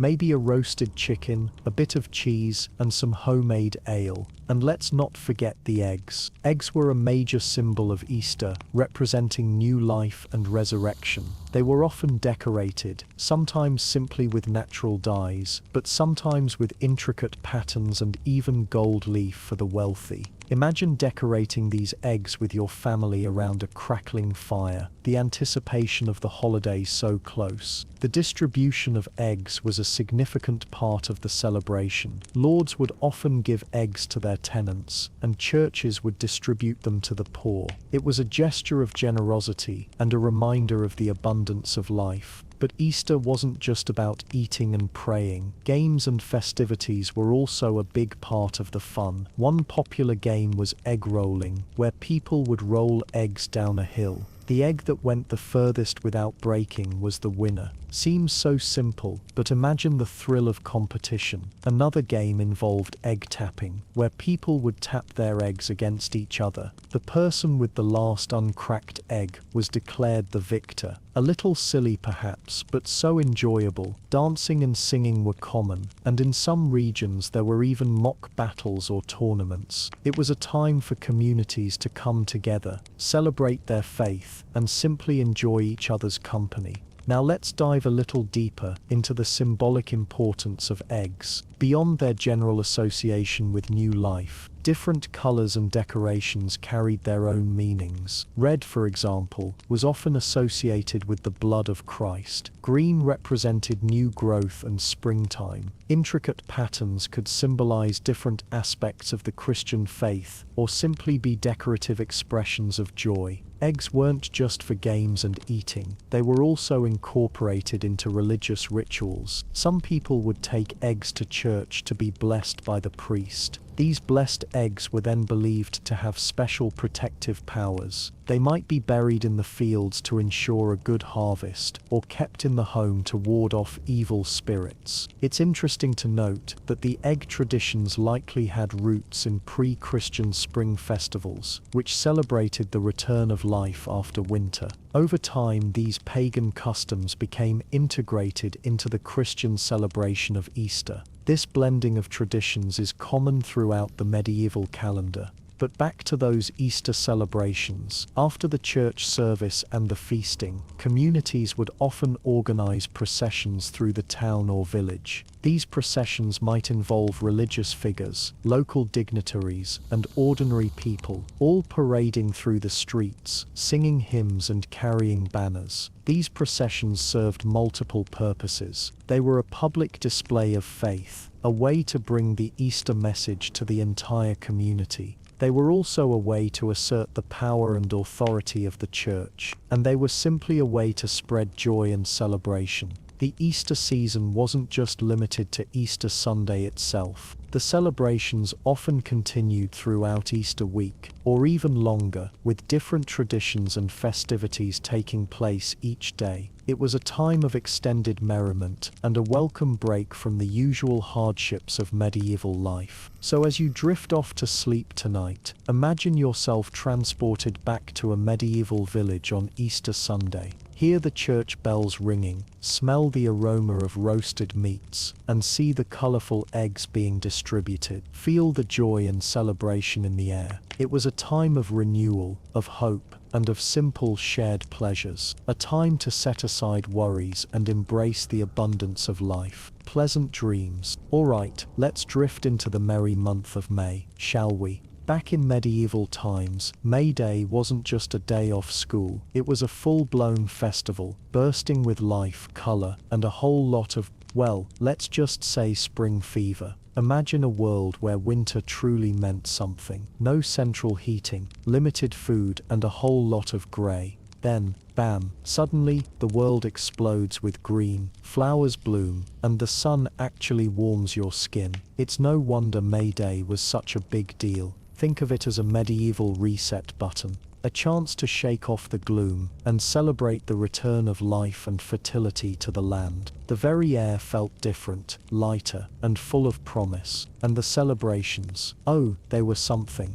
The centerpiece of it all, quite literally, was the maypole. This wasn't just any old tree trunk. It was a tall, straight pole, usually made from birch or ash, brought in with great ceremony from the woods. Villagers would decorate it with ribbons, flowers, and greenery, transforming it into a vibrant symbol of life and growth. Now, the really interesting part was the dancing. Villagers, young and old, would gather around the maypole and dance, holding onto the end of a ribbon, weaving intricate patterns as they circled. There are all sorts of theories about what the maypole represents. Some say it's a phallic symbol, representing male fertility. Others believe it symbolizes the axis mundi, the center of the world, connecting the earth and the heavens. Whatever the true meaning, the maypole dance was a joyous expression of community and a hopeful prayer for a bountiful harvest. And let me tell you, in a world where your next meal depended on the success of the crops, a little bit of hopeful prayer went a long way. But May Day wasn't just about the maypole, it was a festival for all the senses. Picture this: bright colors everywhere, the sweet scent of blossoms in the air, the sound of music and laughter echoing through the village. Flowers were a huge part of the celebrations. People would gather wildflowers, daisies, primroses, cowslips, and weave them into garlands, wreaths, and crowns. These floral decorations weren't just pretty, they were believed to bring good luck and protect against evil spirits. Doors and windows were adorned with greenery, turning entire villages into floral wonderlands. Can you imagine? Young girls would often carry baskets of flowers, going door to door singing May songs and offering blossoms as gifts. It was a beautiful way to spread the joy of the season and wish everyone well. And speaking of young girls, this is where the May Queen comes in.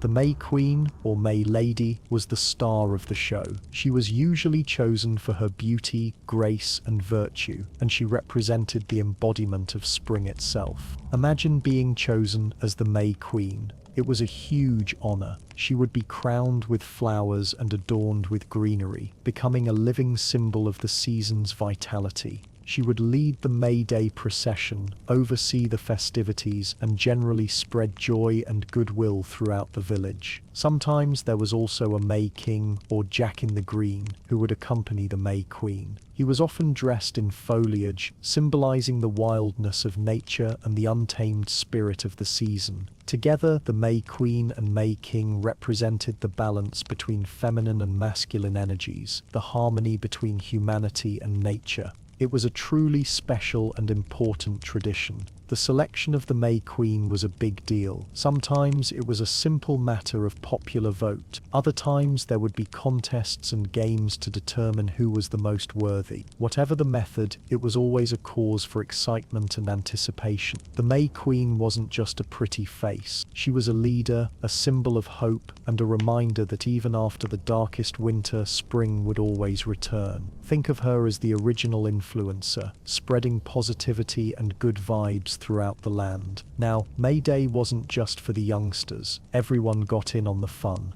There were games and contests for all ages, from wrestling matches and foot races to archery competitions and singing contests. Feasting was also a big part of the celebrations. Villagers would share food and drink, enjoying the bounty of the season. Ale flowed freely, meat roasted on spits, and tables groaned under the weight of breads, cheeses, and pies. May Day was a time for letting loose, for forgetting the hardships of everyday life, and for celebrating the simple joys of community and nature. It was a reminder that life is a cycle, that winter always gives way to spring, and that even in the darkest of times there is always hope for renewal. So as you drift off to sleep tonight, think of those medieval villagers dancing around the maypole, their faces flushed with joy, their hearts full of hope. Imagine the vibrant colors of the flowers, the sweet scent of blossoms, and the sound of laughter echoing through the air. Let the spirit of May Day fill your dreams, and let it remind you that even after the longest, coldest winter, spring will always return. Sweet dreams, and may your life be as bountiful and beautiful as a medieval May Day celebration. Alright, settle in, friends. Let's gently wander back in time to a part of the year perhaps a little less celebratory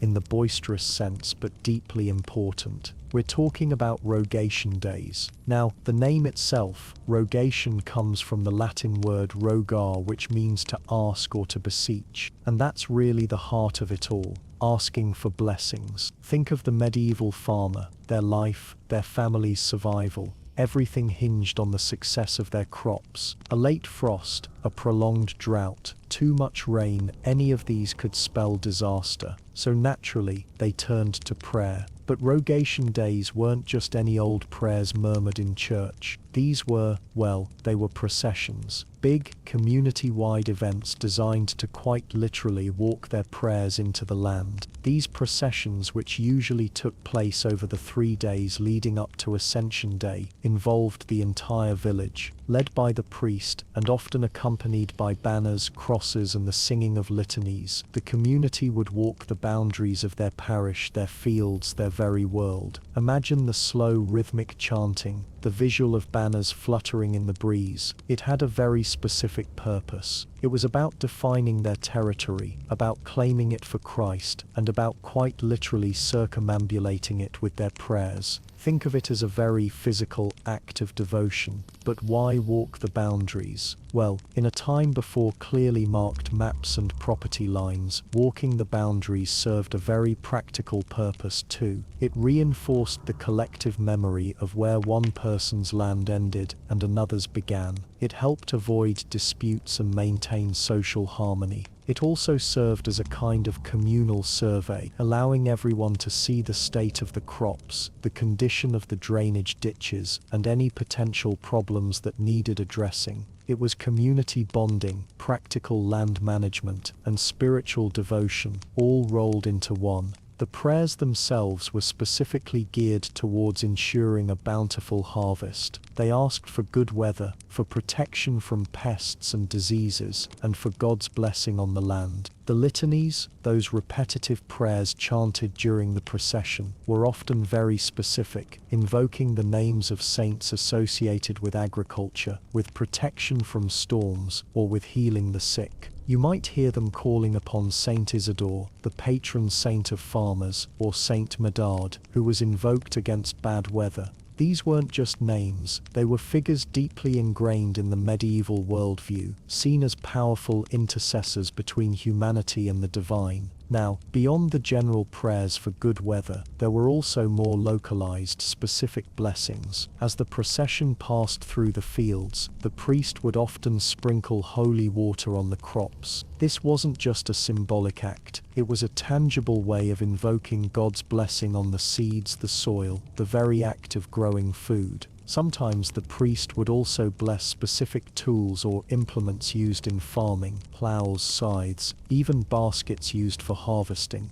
The idea was that by blessing these tools, they were also blessing the work that they were used to perform, and it wasn't just about the crops in the fields. Rogation Days also extended to other aspects of rural life. They might bless the livestock, praying for their health and fertility. They might bless the beehives, hoping for a plentiful supply of honey. They might even bless the local waterways, ensuring a good supply of fresh, clean water for both humans and animals. It was a holistic approach, acknowledging that the entire ecosystem, the entire community, depended on the well-being of the land. It's also interesting to think about the pre-Christian roots of some of these practices. Many scholars believe that Rogation Days were actually a Christian adaptation of earlier pagan rituals that were performed to ensure fertility and a good harvest. In pre-Christian times, people would often perform processions around their fields, offering sacrifices and prayers to various gods and goddesses associated with agriculture. The Church, in its wisdom, often incorporated elements of these existing traditions into Christian practice, giving them a new Christian meaning. So in a way, Rogation Days were a continuation of a very ancient human impulse to connect with the land and to ask for its bounty. They were the newest evolution of ideas that had been around for a very, very long time. There's also a social dynamic to keep in mind. In a hierarchical society like medieval Europe, these processions were a way of reinforcing the social order. The priest led the procession, followed by the local lord or landowner, and then by the rest of the community, in order of social standing. This wasn't necessarily about asserting dominance, but about reinforcing the idea that everyone had a role to play in ensuring the well-being of the community. The Lord was responsible for protecting the land and its people. The priest was responsible for providing spiritual guidance, and the farmers were responsible for working the land and producing food. Everyone was interconnected. Everyone was dependent on each other. Now, it's important to remember that Rogation Days weren't always somber, serious affairs. They were also a time for, well, festivities in their own way. After the procession, the community would often gather for a feast or a communal meal. This was a chance to celebrate the upcoming harvest, to enjoy each other's company, and to reaffirm their bonds of community. There might be music, dancing, games and other forms of entertainment. It was a time for both prayer and, well, a little bit of merriment too. In some regions there were also specific customs associated with Rogation Days. For example, in some parts of England, it was customary to beat the bounds of the parish with willow branches. This involved striking landmarks along the parish boundary, trees, stones, even buildings, with the branches. It was a symbolic act, marking the boundary and reaffirming the community's ownership of the land. And in some cases, it also involved a bit of playful violence. It was not uncommon for young boys to be bumped against the boundary markers, or even thrown into the drainage ditches, as a way of reinforcing their memory of the boundary. It was a rather robust way of ensuring that future generations would remember where the boundaries lay. Rogation Days offer us a glimpse into the medieval worldview, into the deep connection that people felt with the land, and into the importance of community in ensuring survival. They remind us that our relationship with food, with nature, with each other, is something that we should never take for granted. They were about acknowledging our dependence on something larger than ourselves, about asking for blessings, and about reaffirming our commitment to each other and to the land that sustains us. A time for prayer, for community, and for a little bit of hope as the growing season stretched out before them. Alright, settle in, friends. Let's drift back in time to another one of those special days in the medieval calendar, a day called Ascension Day. Now, this wasn't just another day off. Oh no. Ascension Day was, and still is, a deeply important religious holiday, marking the day that Christians believe Jesus Christ ascended into heaven. Think about that for a moment. It's a pretty big deal, right? After his resurrection on Easter, Jesus hung around for 40 days, 40 whole days teaching his disciples, preparing them, basically giving them a pep talk before heading off for good. Ascension Day held 40 days after Easter. That's the celebration of that goodbye, the final earthly farewell. The religious significance here is huge, friends. It represents the culmination of Jesus' earthly mission. He'd come, he'd taught, he'd sacrificed, he'd risen, and now he's heading home. It's a promise, a symbol of hope. The belief that humanity through Christ also has the potential to ascend to heaven and be with God. Deep stuff, I know, but bear with me, it gets interesting. So how did the medieval folk actually celebrate this momentous occasion? Well, unsurprisingly, it was quite different from how we might observe it today. Back then, religion was, well,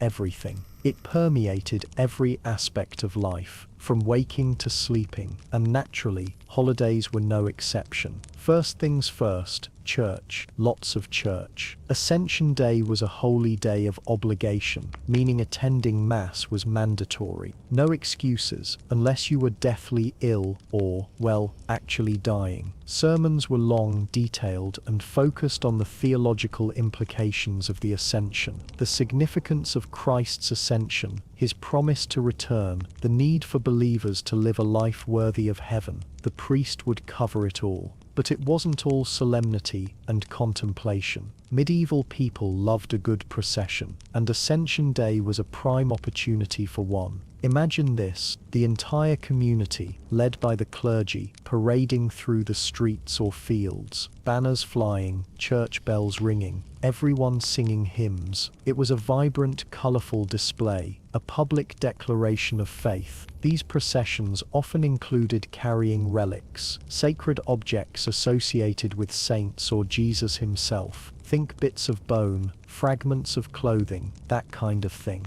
The belief was that these relics possessed spiritual power and could bring blessings to the community. Now, here's where things get a little bit unique. One interesting custom involved the clergy throwing objects down from the church tower. Now, before you start picturing a medieval free-for-all, there was method to this madness. These objects were usually flowers, small wooden crosses, or even consecrated bread. They represented the gifts of the Holy Spirit and Christ's grace raining down upon the people. Imagine looking up and seeing a shower of petals and little wooden crosses falling from the heavens. Pretty neat, right? It certainly made the day memorable. Another tradition, particularly in rural areas, involved blessing the crops. Remember, medieval life was fundamentally agricultural. The success of the harvest was vital for survival. So Ascension Day processions often included visiting fields and praying for a bountiful harvest. Sometimes, the priest would sprinkle holy water on the crops, invoking God's blessing on the land.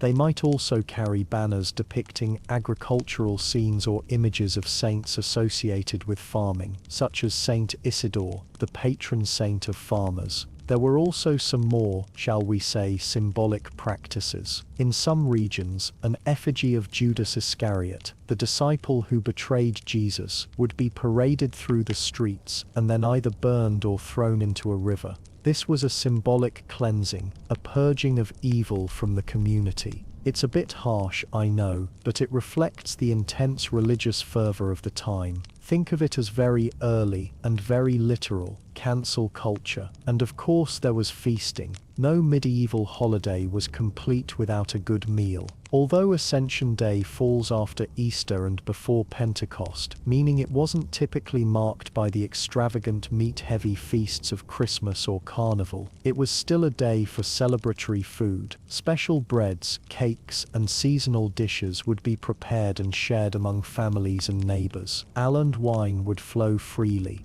Now, one specific dish that pops up quite frequently in historical records is pigeon pie. Yes, pigeon pie. These pies were often elaborately decorated and represented a special treat for the occasion. Pigeons, after all, could be bred year-round, whereas larger livestock might not be available. Plus, they were said to symbolize the Holy Spirit. So you got your religious symbolism and a tasty meal all in one. However, and this is important, the nature of the feasting, at least for the vast majority of the population, the peasant class, was still determined by the requirements of the church calendar. It fell after Easter, so the restrictions of Lent were lifted. But it also fell before Whitsun, Pentecost, meaning the really large celebrations were still to come. Still, after the fasting and abstinence of Lent, a moderately celebratory meal was certainly in order. So Ascension Day in the Middle Ages, it was a complex blend of religious observance, community celebration, and agricultural practices. It was a day to reaffirm faith, to give thanks for blessings, and to pray for a prosperous future, and of course to enjoy a good pigeon pie.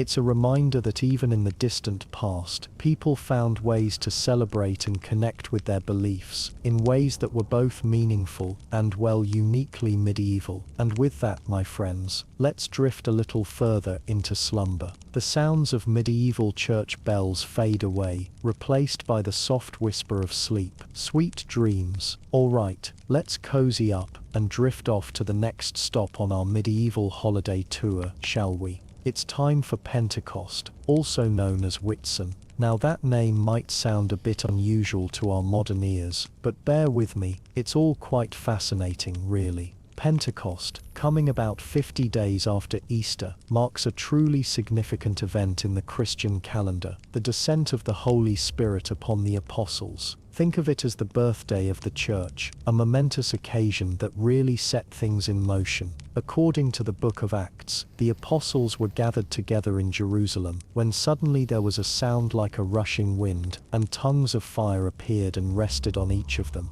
And perhaps most importantly, they were all filled with the Holy Spirit and began to speak in other languages, allowing them to communicate the gospel to people from all different nations who were visiting the city. Now this was a pretty big deal. Before this, the apostles, well, they were understandably a bit shaken by the events of the crucifixion. They were, to put it mildly, lacking in confidence. But this experience, this divine intervention, completely transformed them.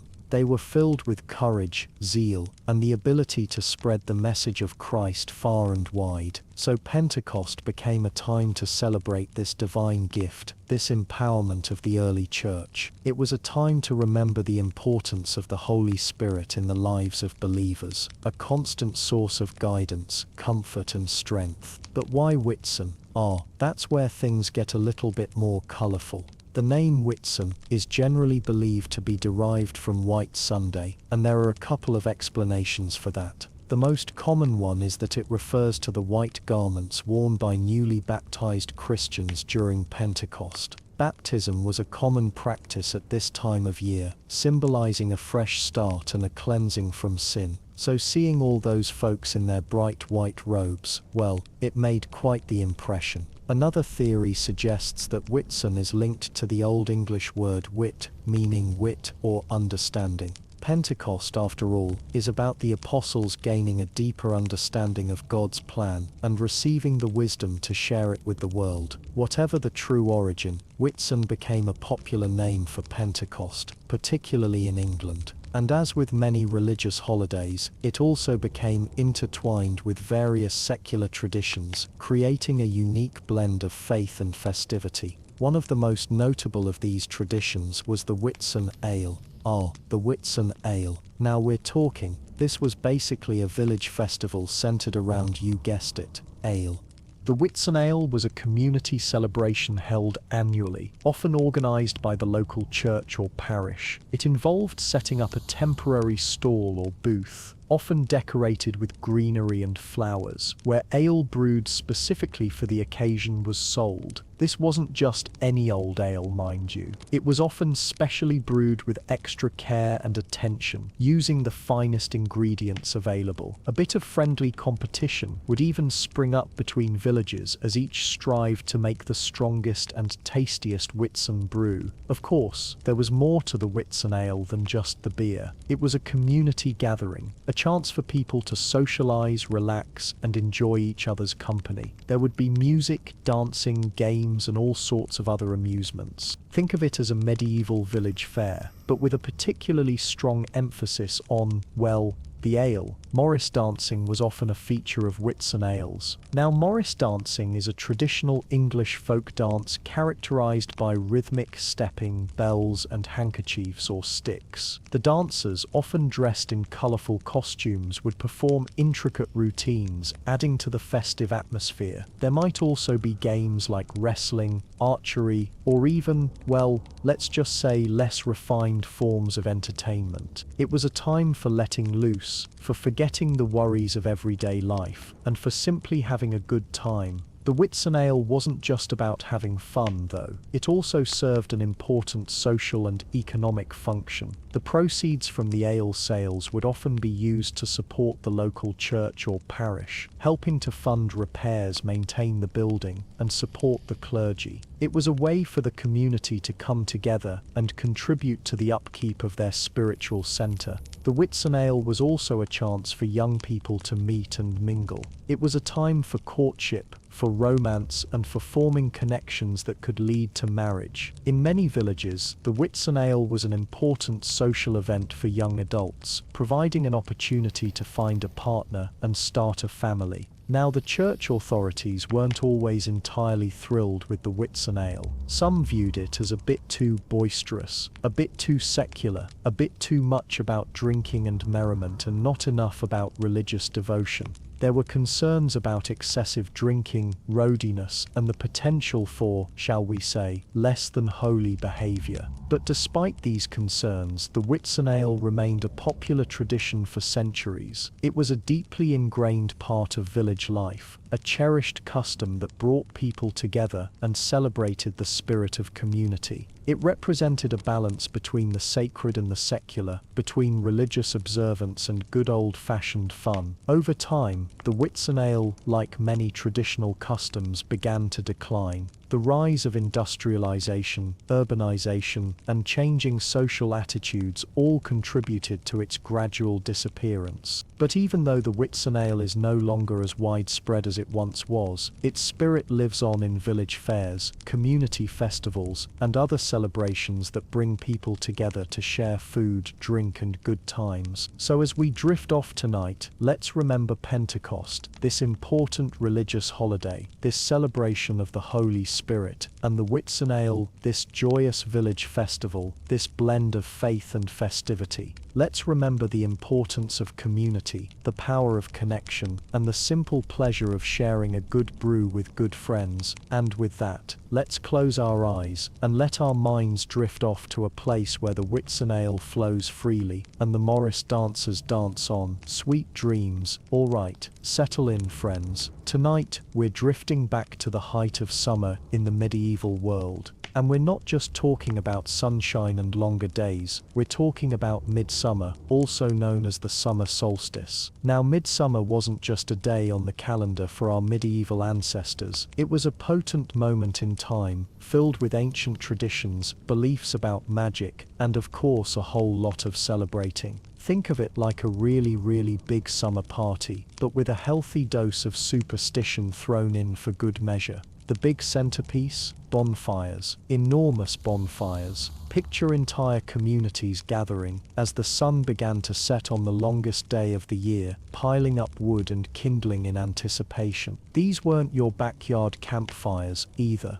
These were monumental displays of communal energy. Why bonfires? Well, there are a few layers to it. Firstly, and perhaps most practically, fire represented the power of the sun. After midsummer, the days would start to get shorter again, so lighting these huge bonfires was almost like a way to symbolically boost the sun's strength, to keep it shining brightly and ensure a good harvest. But there was also a protective element. People believed that bonfires had the power to ward off evil spirits and bad luck. The smoke and flames were thought to cleanse the air and create a barrier against anything nasty that might be lurking about. After all, the veil between worlds was considered thinner during these liminal times, so it made sense to add extra layers of defense. The lighting of the bonfire itself was often a ritualistic affair. Sometimes it was lit by a respected member of the community, perhaps the lord of the manor or a local priest, depending on the specific traditions of the area. And the flames, they weren't just for show. People would jump over the bonfires, a daring feat, especially after a few rounds of ale. This act was believed to bring good luck, ensure fertility, and even cleanse them of sins.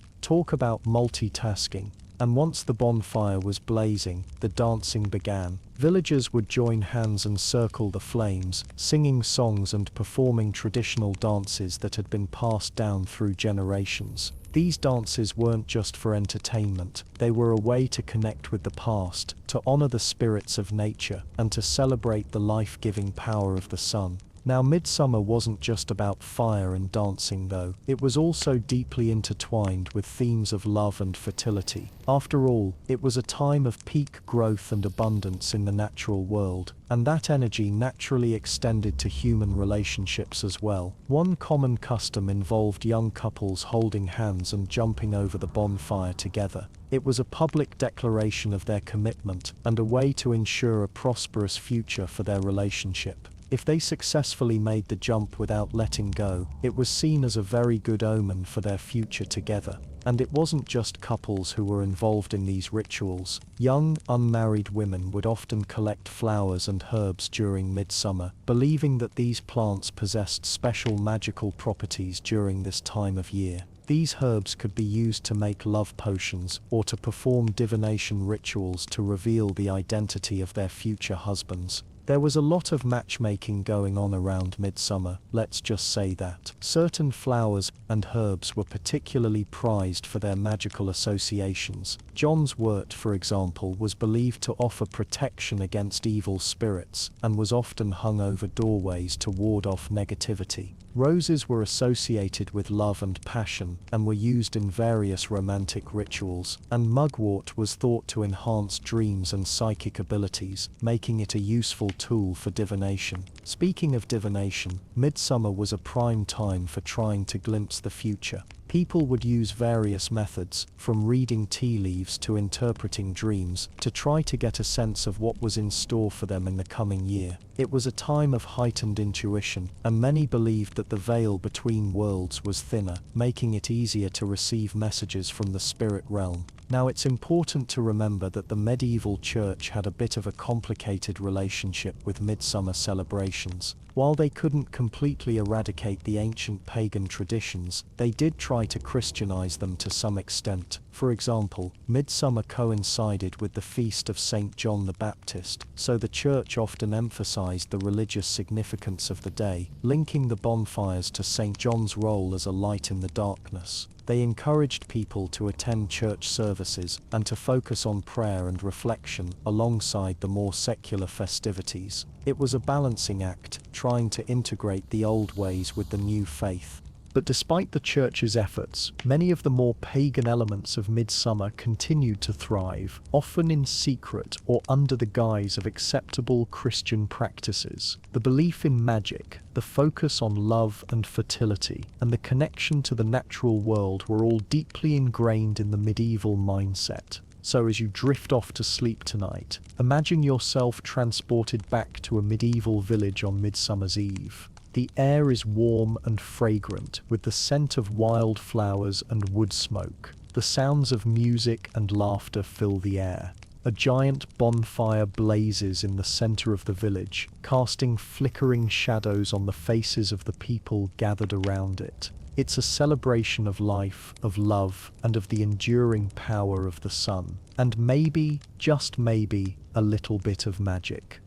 Sweet dreams. Alright, let's gently move into August, shall we? And with it, we find ourselves at Llamas, a holiday that might not ring any bells for most of us today. But back in the medieval world, it was a pretty big deal. Think of it as the medieval equivalent of a harvest festival, but with a specifically grain-focused twist. Llamas, also known as loaf mass, marks the first harvest of the year. It's that moment when the grain crops, primarily wheat and barley, are finally ready to be gathered. These grains were absolutely essential for survival back then. They weren't just side dishes, they were the foundation of the medieval diet. We're talking bread, porridge, ale. Basically, if you were eating, you were probably eating grain in some form. So a successful grain harvest wasn't just a nice thing to have, it was a matter of life and death. It meant that people would have enough food to get through the winter. No harvest, well, that could mean starvation.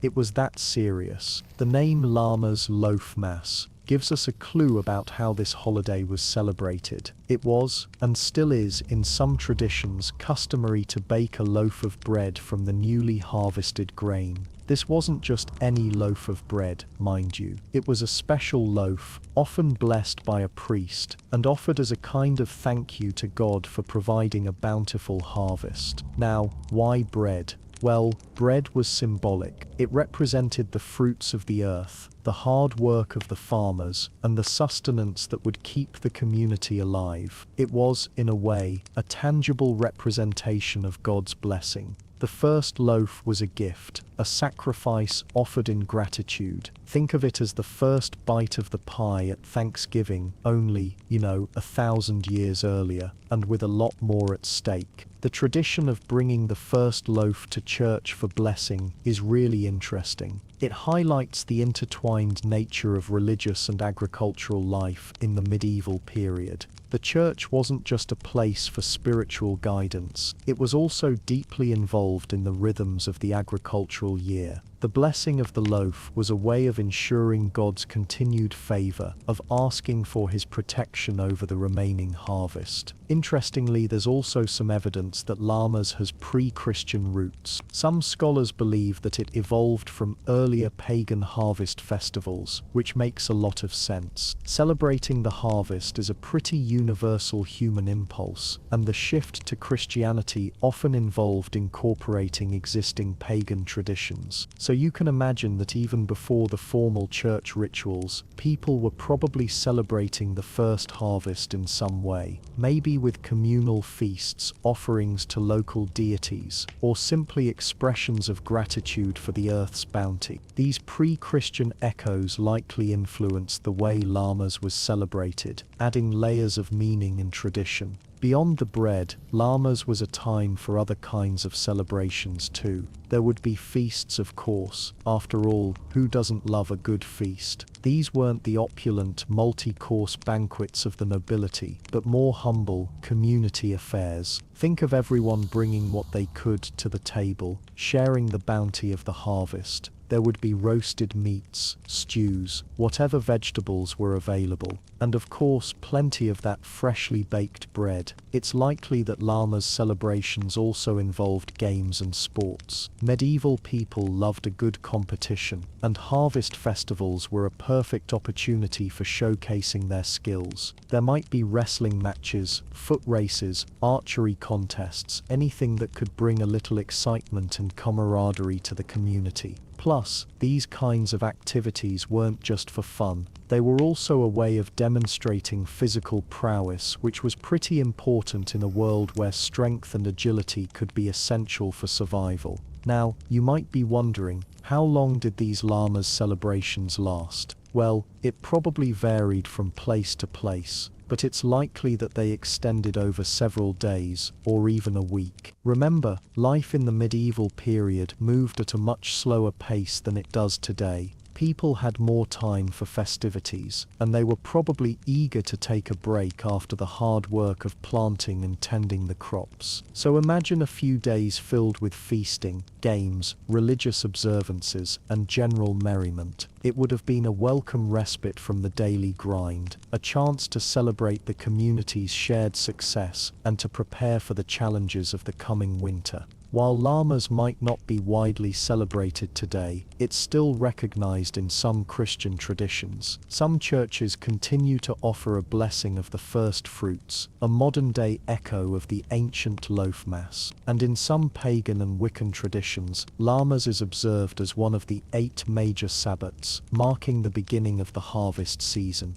Even if you don't actively celebrate llamas, it's a nice reminder to take a moment to appreciate the food we have and to be grateful for the hard work of the farmers who make it possible. After all, food is something that connects all of us, regardless of our background or beliefs. And taking a moment to acknowledge that connection and to express our gratitude is something that everyone can do, no matter what time of year it is. The spirit of the medieval llamas is a celebration of community, a recognition of the cycle of nature, and a deep gratitude for the sustenance that keeps us alive. Perhaps this old holiday still has something to teach us about slowing down, appreciating the simple things, and recognizing the blessings in our lives. So as we drift a little deeper tonight, let's carry that little bit of medieval gratitude with us. It might just make for a more peaceful and restful sleep. Alright, let's drift off now to the 29th of September, a day that might not ring any immediate bells for you like Christmas or Halloween, but it was a pretty big deal in the medieval world. We're talking about Michaelmas. Now I know,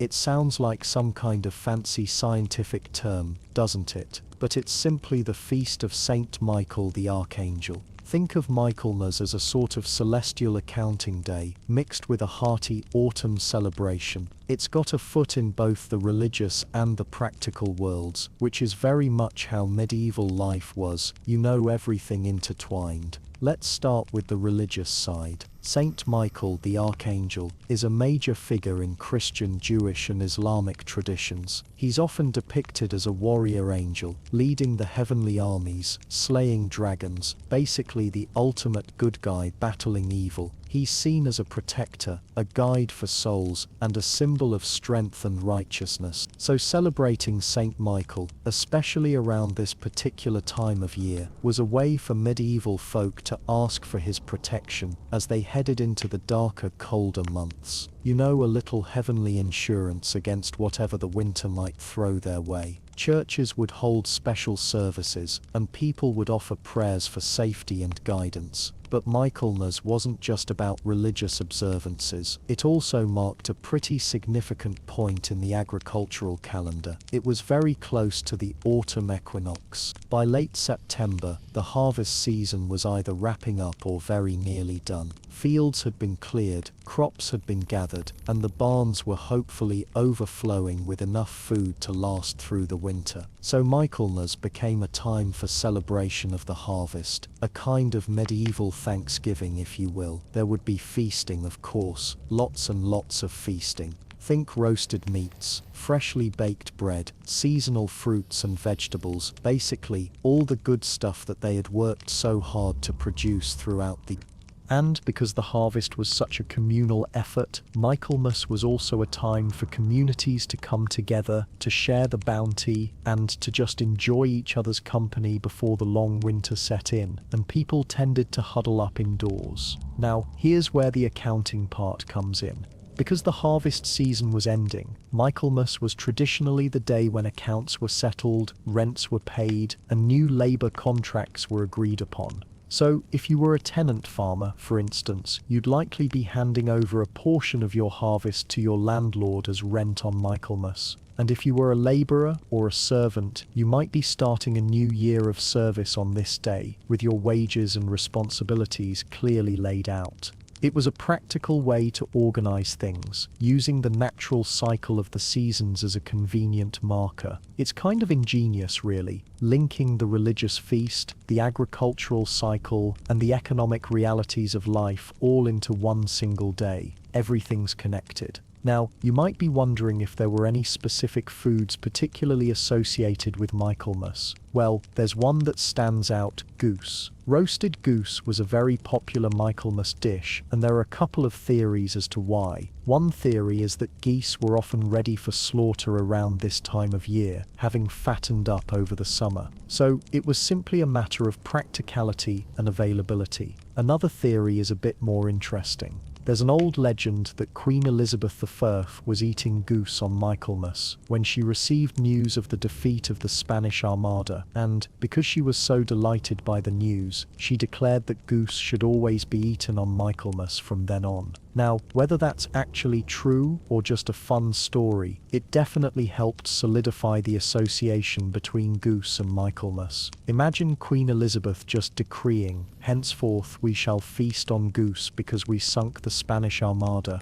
just so delightfully random. Beyond the goose, other common Michaelmas foods included apples, nuts, and various root vegetables, all things that were in season and readily available at harvest time. It was a time for enjoying the fruits, literally, of their labour. Now, Michaelmas traditions varied a bit from region to region, but there were some common threads. In some areas it was considered unlucky to eat blackberries after Michaelmas. The belief was that the devil had claimed them, making them unfit for consumption, which is a bit of a bummer for any late-season blackberry lovers. In other areas, there were special Michaelmas fairs and markets where people could buy and sell goods, enjoy games and entertainment, and generally celebrate the end of the harvest season. It was a chance to let loose a little before the winter months closed in. Think of it as a giant medieval block party, with more goose and less hip-hop. Michaelmas might not be as widely celebrated today as it once was, but it's a fascinating glimpse into medieval life, showing how religion, agriculture and community were all intertwined. It's a reminder that even in a world that could be harsh and difficult, there was always time for celebration, for gratitude, and for coming together with your neighbors and your loved ones. So, as you drift off to sleep tonight, think of the medieval folk feasting on roasted goose, settling their accounts, and giving thanks for the harvest. And maybe, just maybe, dream of warrior angels slaying dragons and protecting us all through the long winter nights. Sweet dreams. Alright, settle in a little closer, make sure you're nice and comfy.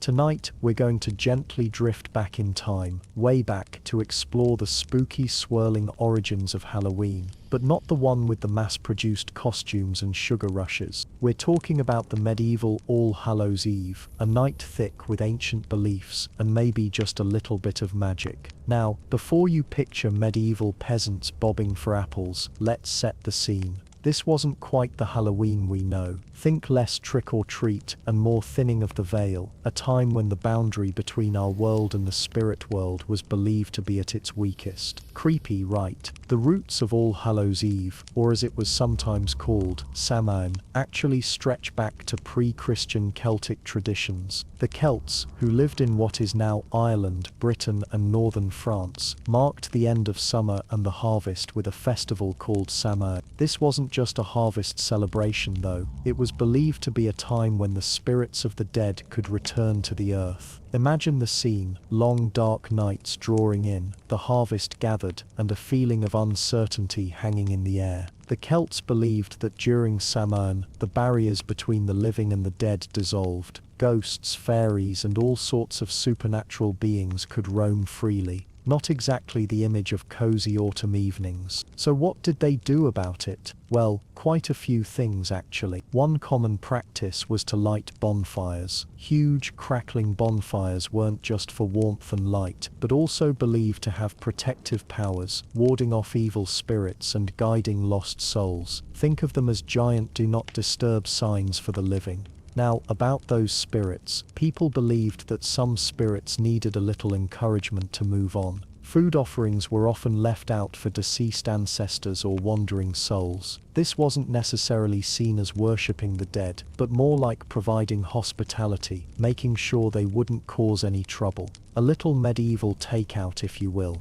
And here's where things get a little more familiar. Divination, trying to predict the future, was also a big part of All Hallows Eve. Because the veil was thin, it was thought to be an ideal time to glimpse what the future held. Young people, especially, were interested in finding out about their future spouses. They used all sorts of methods, some of them pretty strange by today's standards. Apple peeling was a popular one. A young woman would peel an apple in one long strip and then toss the peel over her shoulder. The shape the peel landed in was said to represent the first initial of her future husband. Talk about low-tech matchmaking. Other divination methods involved nuts, mirrors, and even dreams. The aim was always the same, to get a little peek behind the curtain of time, to ease anxieties about the future, especially about love and marriage. Now, let's talk about costumes. The Celts didn't exactly have store-bought superhero outfits, but there's evidence they would dress up, often in disguise. Some historians believe this was done to mimic or appease the spirits roaming the land. If you looked like a ghost, maybe the real ghosts would leave you alone. makes a certain kind of sense, doesn't it? Animal skins were commonly used, and people might blacken their faces. The idea was to blend in with the supernatural world, to become invisible to malevolent forces. It's a far cry from Elsa costumes, but the motivation was similar: to transform yourself, to step outside your everyday identity, even if just for one night. But where does trick-or-treating fit into all this? Well, the medieval version was a bit different, and its origins are a little murky. One theory is that it evolved from a practice called souling. On All Souls' Day, which followed All Hallows' Eve, poor people would go door to door, offering prayers for the dead, in exchange for food or money. This soul cake tradition was a way for the wealthy to help the poor, while also ensuring prayers for their deceased loved ones. Over time, this practice may have blended with the older All Hallows' Eve traditions. Instead of prayers, people might offer songs or perform tricks in exchange for treats, or perhaps threaten tricks if they didn't get anything. After all, if you were already dressed as a spooky spirit, why not use it to your advantage? Another possibility is that the practice evolved from guising, where people went door to door in disguise, reciting rhymes or telling stories in exchange for food. This was common in Scotland and Ireland, and it may have influenced the development of trick-or-treating in other parts of Europe and, eventually, America. So the next time you see kids in costumes ringing doorbells, remember that they're participating in a tradition with roots that stretch back centuries. From ancient Celtic bonfires to medieval soul cakes, the origins of Halloween are a fascinating mix of beliefs, customs, and a little bit of good old-fashioned spooky fun. And as we drift towards the end of our little historical detour, let's remember the people who celebrated All Hallows' Eve so long ago. They lived in a world very different from our own, a world where the supernatural felt much closer, where the boundaries between life and death were believed to be thin and permeable. Their traditions might seem strange or even a little scary to us today, but they offer a glimpse into a time when people felt deeply connected to the rhythms of nature and the mysteries of the universe. Alright, settle in a little deeper, friends. Let's gently drift into talking about All Saints' Day and All Souls' Day, two observances nestled close together on the medieval calendar, dedicated to remembering the dead. Now, in our busy modern lives, we might flit through November 1st and 2nd with a vague awareness of Halloween receding and maybe a mental note to buy more candy. But in the medieval world, these days were steeped in solemnity and significance. They weren't just dates on a calendar, they were powerful reminders of the interconnectedness between the living and the dead, a connection felt very, very keenly back then. Let's start with All Saints' Day, or All Hallows' Day, celebrated on November 1st. This was, and still is in many Christian traditions, a feast day to honor all the saints, known and unknown.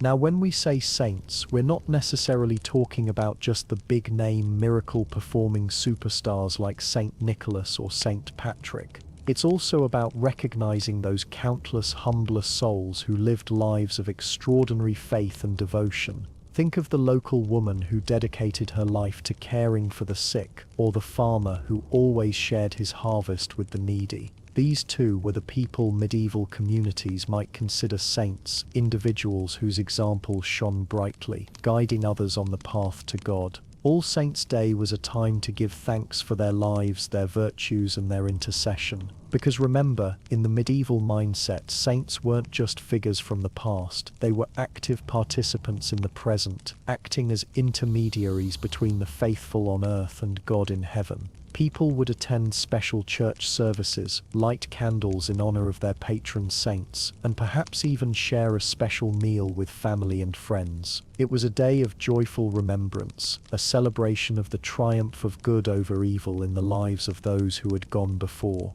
But the remembrance didn't stop there. The very next day, November 2nd, was All Souls' Day. And this is where things got a little, well, not spooky exactly, but certainly more somber. All Souls' Day was a day dedicated to praying for the souls of all the faithful departed, particularly those believed to be in purgatory. Purgatory, for those who might not be familiar, was understood as an intermediate state between heaven and hell. It was the place where souls who had died in God's grace, but who still had some unconfessed sins or earthly attachments to work through, would undergo a period of purification before entering paradise. Think of it as a spiritual waiting room, if you will. Now, the idea of purgatory was a really big deal in the medieval world. People were deeply concerned about the fate of their loved ones after death, and the belief was that the prayers of the living could actually help to shorten the time their loved ones spent in purgatory, speeding their journey to heaven. This created a powerful incentive to pray, to give alms, and to perform other good works in memory of the dead. So on All Souls' Day, people would flock to their local churches to attend special masses and to pray for the departed. They'd also visit cemeteries, tending to the graves of their family members and friends, decorating them with flowers and candles. The flickering candlelight in the darkness, it must have been quite a sight, a poignant symbol of hope and remembrance amidst the chill of autumn. In some regions, people would even leave food and drink on the graves, believing that the souls of the departed might return to visit their earthly homes on this night. While the church officially discouraged this practice, seeing it as a remnant of pagan ancestor worship, it persisted in many communities, a testament to the deep-seated human need to honor and connect with those who have passed on. Interestingly, the bells of the churches would often be rung throughout All Souls' Day, not just to call people to prayer, but also, according to some beliefs, to guide the souls of the departed on their way.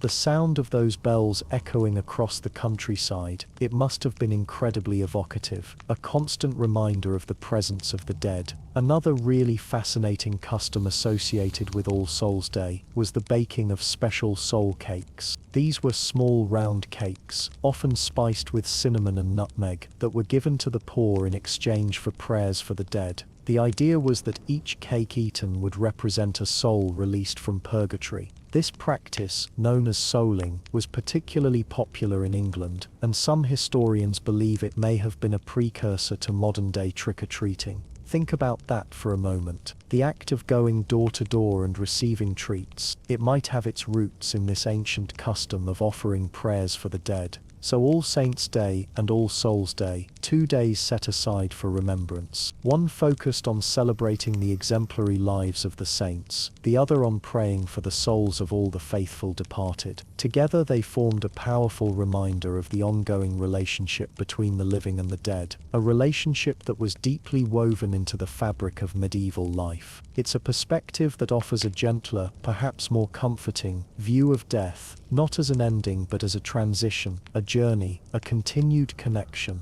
And with that thought, let's keep our journey going towards the next holiday. Alright, settle in friends, because we've reached the end of our journey through medieval holiday celebrations. And you know, as we gently close the book on this topic, it's kind of lovely to just reflect on what we've learned and how those ancient traditions still ripple through our modern lives, even if we don't always realize it. So what were the key things that defined a medieval holiday? Well, first remember that these weren't just single-day affairs, they were seasons. Christmas, for example, stretched from Advent to Epiphany. Carnival led into Lent. These extended periods of feasting, fasting and celebration really shaped the rhythm of medieval life. And of course, everything was deeply intertwined with the agricultural cycle. Harvest festivals, Rogation Days, May Day, they all marked key moments in the growing season and reflected the dependence on the land that was just so fundamental to their existence. I mean, think about it.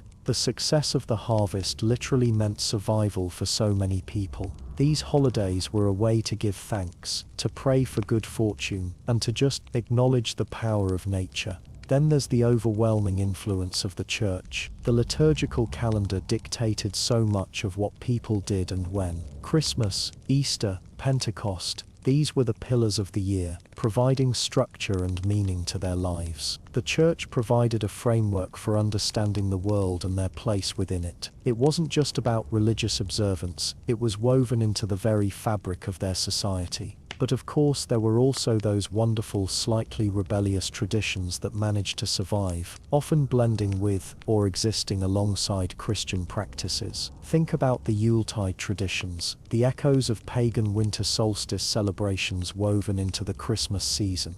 Things like the Yule log was sailing. These were remnants of older pre-Christian beliefs that just refused to disappear entirely. They added a layer of richness and complexity to the holidays, a sense of connection to the ancient past. And speaking of rebellion, who could forget the Feast of Fools? That gloriously chaotic inversion of social order, where everything was turned upside down, and the lower clergy got to mock their superiors. It was wild, it was irreverent, and it was a fascinating glimpse into the underlying tensions and social hierarchies of the time. Now let's talk about how all of this impacts us today. Because honestly, so many of our modern holiday customs have direct roots in medieval traditions. Take Christmas for instance. The idea of a long Christmas season, of caroling, of decorating trees, these all have their origins in the medieval period, even if they've been adapted and changed over time. The tradition of gift-giving at New Year's. Yep, that's medieval too. In fact, many of our New Year's resolutions come from the practice of making promises for the coming year. And think about Carnival and Mardi Gras. Those wild, exuberant celebrations are direct descendants of the medieval carnival, that final burst of indulgence before the austerity of Lent. The masks, the parades, the feasting, it's all part of that same tradition, just transported to a different time and place.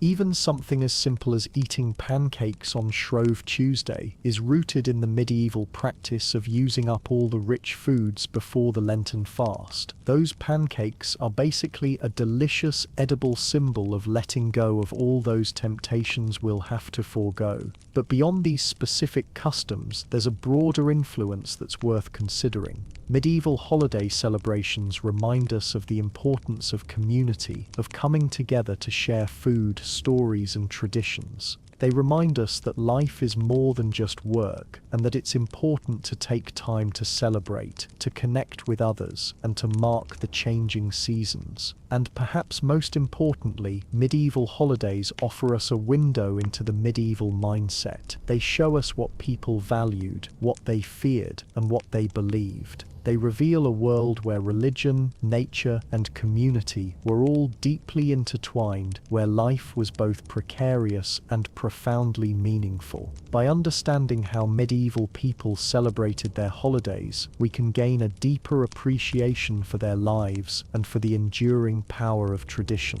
We can also see how much our own modern celebrations are shaped by the past, even when we're not consciously aware of it. So the next time you decorate a Christmas tree, eat a pancake on Shrove Tuesday, or celebrate the arrival of spring, take a moment to think about the medieval roots of those traditions. Think about the people who celebrated these holidays centuries ago, and how their lives, their beliefs, and their customs continue to echo through our own. And with that thought, my friends, it's time for us to drift off to sleep, carrying with us a little piece of medieval history. May your dreams be filled with feasting, dancing, and the warmth of a roaring fire. Sweet dreams.